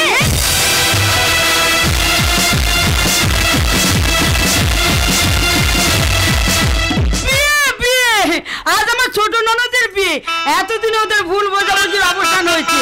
বিয়েটা তাহলে হচ্ছে, বিয়েটা হচ্ছে ইন্দ্রাণীর শ্বশুর বাড়ি থেকে, ওই সব ব্যবস্থা করেছে। আমার যে কি আনন্দ হচ্ছে না আমি তোমাকে বলে বোঝাতে পারবো না। ইন্দ্রাণী তার শ্বশুর বাড়িতে ফিরে এসেছে, স্বর্ণর বিয়েটা দিচ্ছে। কিন্তু একটা জিনিস আমি কিছুতেই বুঝতে পারছি না, স্বর্ণর বিয়েটা ওর শ্বশুর বাড়ি থেকে দিচ্ছে কেন? আরে বাবা, বুঝতে পারছো না কেন? ইন্দ্রাণীর শ্বশুর মশাই তো প্রচুর টাকার মালিক, তাই উনিই সব ব্যবস্থা করেছে, আমাদের এক পয়সা খরচা হবে না। ও, সূর্যনারায়ণ বাবু সমস্ত খরচা দিচ্ছে। হ্যাঁ। কিন্তু আমার এদিকে খবর পেলাম ওই দুই বোনের বিয়ে নাকি একসঙ্গেই হবে। আরে কি বলছো এসব? আরে বাবু তো ফিরে এসেছে। আরে বাবা, সেই জন্য তো আমি ওকে জিজ্ঞাসা করেছিলাম, ও বললো এখন কিছু জানতে চাও না বৌদি, পরে সময় হলে সব কিছু জানতে পারবে। আরে বড় লোকদের ব্যাপার, আমরা আবার ব্যাপারে জাহাজে খবর গেলাম। তাজা বলেছো। ও মা, বৌদি তোমরা এখানে? আমি তো তোমাদেরকে সারা বাড়ি খুঁজে বেড়াচ্ছি, দিদি কোথায় গো? আরে ও তো এইমাত্র গাড়ি নিয়ে বেরোলো, বললো একটু পরেই ফিরে আসছি। ও মা সনু, তোকে কি সুন্দর লাগছে রে। প্রদীপ তোকে দেখলে না একেবারে পাগল হয়ে যাবে। তুমি যে কি বলো না, প্রদীপ যেন আগে কখনো আমাকে দেখেনি। আরে বাবা, সে দেখার আজকে দিনে দেখার মধ্যে অনেক তফাৎ আছে। এটা তুমি কিন্তু ঠিকই বলেছো বৌদি, মেয়েরা এই দিনটার জন্য সারা জীবন অপেক্ষা করে বসে। আর অপেক্ষা করে থাকতে হবে না ননদিনী, বর আসবে এখনই, নিয়ে যাবে তখনই। বৌদি তুমি দিদি এলে আমার সঙ্গে দেখা করতে বলো। আচ্ছা ঠিক আছে, ঠিক আছে। এই শোনো, বলছি বাবা কোথায় গো? বাবা ভেতরে কোথাও আছে, আমরা কতদিন পরে ইন্দ্রাণীর শ্বশুর বাড়িতে এলাম বলো। তুমি তো মাঝে মাঝে আসতে পারতে মানিক, আমি তো তোমাদের সঙ্গে অনেকবার যোগাযোগ করার চেষ্টা করেছি, কিন্তু তোমরা কোনো যোগাযোগ রাখো না। না মানে ইন্দ্রাণী তখন। থাক থাক, আর কিছু বলতে হবে না, আমি সব জানি। বলছিলাম কি মানিক, ওদিকে সব লোকজন আসতে শুরু করছি, তুমি ওদিকটা গিয়ে একটু দেখো। আর তোমার বোনের বিয়ে। আর কোনো চিন্তা করতে হবে না মেসমশাই, আমি সব ব্যবস্থা করে রেখেছি। একটু ভজা তুই। আর আমি তো 7 দিন আগে থেকে এসে এখানে বসে আছি। ইন্দ্রাণীদি ফোন করে বললো, ভজা তুই চলে আয়, শ্বশুর বাড়িতে থেকে স্বর্ণর বিয়ে দিচ্ছি। ব্যাস, বডিটা ফেলে দিলাম। খুব ভালো ছেলে। তা ভজাবাবু দিদির বাড়িতে কবে যাবে? যাবো জামাইবাবু, যাবো। দিদি নিজেকে আগের থেকে পুরো পাল্টে ফেলেছে, আবার এই ভজা তার দিদির কাছে ফিরে যাবে। না, একদম যাবি না। বরং দিদি না হয় দু চারটে কথা বলেই ফেলেছে, তাই বলে দিদির সঙ্গে কোনো সম্পর্ক রাখলি না। আসলে আমি তো তোর নিজের দিদি নই, মামা তো দিদি। এই দিদি রাগ করিস না, স্বর্ণর বিয়েটা মিটে গেলেই আমি যাবো। আর যাবে বাবা, যাবে। তোমরা একটু গল্প কিছু করো, আমি ওদিকটা গিয়ে একটু দেখি, বুঝলে? একটা কথা ছিল। হ্যাঁ বলো। বলছিলাম আপনি কি আবার ইন্দ্রাণীর বিয়ে দেবেন? হ্যাঁ, সেই রকম একটা ইচ্ছা আছে, দেখা যাক কোথাকার জল কোথায় গিয়ে দাঁড়ায়। হ্যাঁ চলি মা। চলুন মেসমশাই, আমিও আপনার সাথে যাই, অনেক কাজ আছে। হ্যাঁ চলো। মেসমশাই কথাটা এড়িয়ে গেলেন মনে হচ্ছে। রহস্য, বিরাট রহস্য, একটু বাদেই বুঝতে পারবি। কিন্তু দিদি আমার চিন্তা হচ্ছে যদি কোনো গন্ডগোল হয়। কেন গন্ডগোল হইবে? কেন এই ঘুরঘুরে দাঁড়াতে তো গন্ডগোল হইবে। কি আপনি এখানে? হ্যাঁ ম্যাডামেরে পড়া দিতে চলে আইলাম, জাগতে রাহো। ইন্দ্রাণী না বুদ্ধি শুদ্ধি কোনোদিনও হবে না। কেন যে এইসব পাগল ছাগলগুলোকে রাখে আমার মাথায় কিছুই ঢোকে এই না। কথা আপনি কি কইছেন? আরে ম্যাডামের বিয়ে হইব আর আমি আসবো না, এটা কখনো হতে পারে? ম্যাডামের বিয়ে হইব? তাহলে দারুণ দা। হ্যাঁ আপনি নিশ্চয়ই জানেন যে আপনার ম্যাডামের কার সঙ্গে বিয়াটা হইব। কইব কইয়া ফেলো। কইব হ্যাঁ কও। আমার লাগে কে রে? ঘুরঘুরে দারোয়ান রে। ও যে কে একটু বাদেই বুঝতে পারবি। আর ওই তো এইসবের নাটের গুরু, ক্রমশ প্রকাশ্য। তবে দিদি তোকে এটুকু আমি বলতে পারি, ইন্দ্রাণীর সঙ্গে যার বিয়ে হবে তাকে দেখে তুই একেবারে চমকে যাবি।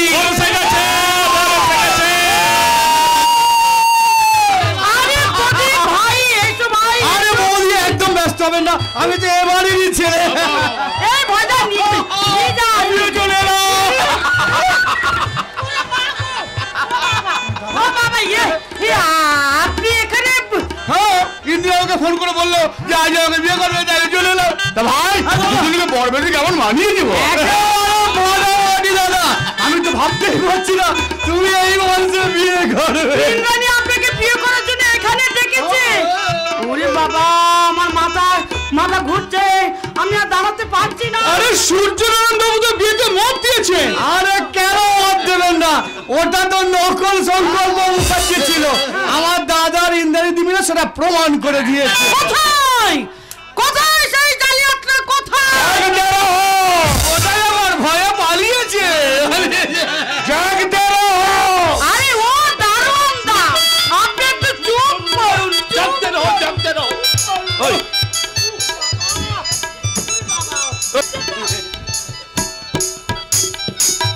কি ব্যাপার? চলে আসুন। ওই এরকম দেখছে কেন রে? তুমি আমাদের ওখানে গেছিলে কেন? আপনারা পার্ক দিয়ে গেছিলাম। কিন্তু ম্যাডাম কোথায়? মৈতোষ, আমি এসে গেছি মৈতোষ। কিন্তু এই বিয়েতে তোমার শ্বশুরমশাই মত দিল? হ্যাঁ দিলাম তো। বললো বৌমা তুমি যদি মৈতোষকে বিয়ে করে সুখী হতে চাও তাহলে তাই করো বৌমা, শুধু না বিয়ের পর এ বাড়িতে থেকো বৌমা। এটাই তো আমি চাই, এটাই চাই, এটাই। তারপর কায়দা করে না প্রতিমা আর আমার শ্বশুর মশাইকে দুনিয়া থেকে সরিয়ে দিতে পারলে গোটা সম্পত্তিটা আমাদের হয়ে যাবে ডার্লিং। কিন্তু শ্বশুরমশাই সরিয়ে দিবে কেন?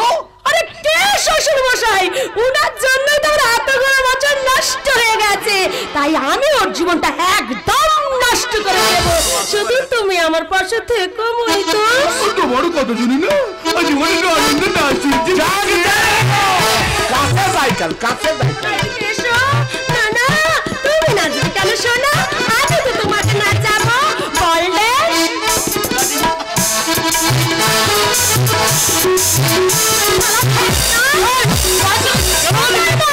আমি তো তোমাকে আদর করছি সোনা, আমি তোমার ইয়া, তুমি হচ্ছে আমার সারা জীবনের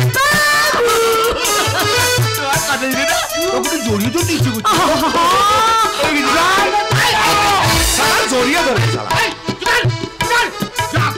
জাগতে রাও। একটু হবু বয়সটা কথা বলছি, জাগতে রাও। ওকে যেতে বলো না সোনা, ওকে যেতে বলো না। ওর মনে আজ বড় দুঃখ। দুঃখ কেন? দুঃখ হবে না? তোমার সঙ্গে আজ আমার বিয়ে হচ্ছে বলে ওর মনে আজ বড় দুঃখ। আমি ম্যাডামকে ভালোবাসতাম। কাঁদে না সোনা, কাঁদে না। আপনি এই মস্তারে বিয়ে করছেন গাদাকারে। আমি মজ রাগ করছো কেন সোনা? ও তো একটা দারোয়ান, ওর কথা কেউ রাগ করে?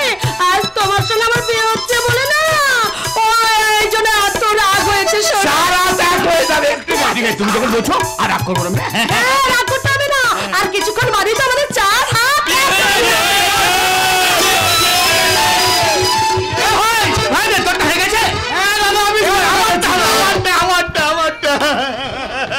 হ্যাঁ এবার তাই সবাই মিলে তৈরি হয়ে এসেছি। একটু তাড়াতাড়ি করুন না, আমার একটা জরুরি মিটিং আছে। মিটিংয়ে যাবেন তার আগে আপনারা একেবারে হেভি করে সেটিং করে হ্যাঁ, এরা সবাই মিলে না তোমার সঙ্গে আমাকে একেবারে সেটিং করে দেবে সোনা। তাহলে প্রথম আদরটা আমিই করি। হ্যাঁ, করো। ও সোনা, এটা মারলাম আমার স্বামীকে খুন করার। আমি বলেছি এবং তার সব প্রমাণ আমি জোগাড় করেছি। আমি হচ্ছি special branch of investigation officer Arjun Roy. সব খেলা আমার জীবনটাকে নষ্ট করার জন্য তোকে আমি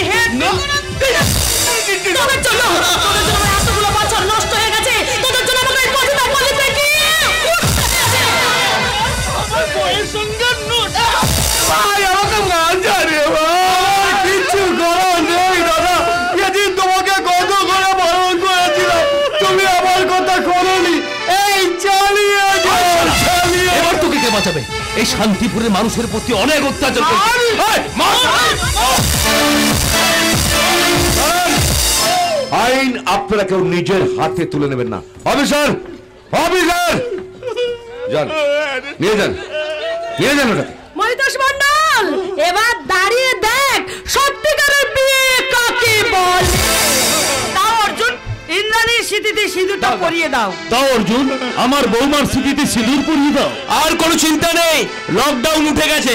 আপনাদের সবার নেমন্তন্ন রইল, কিন্তু সবাই মিলে বলো লকডাউন।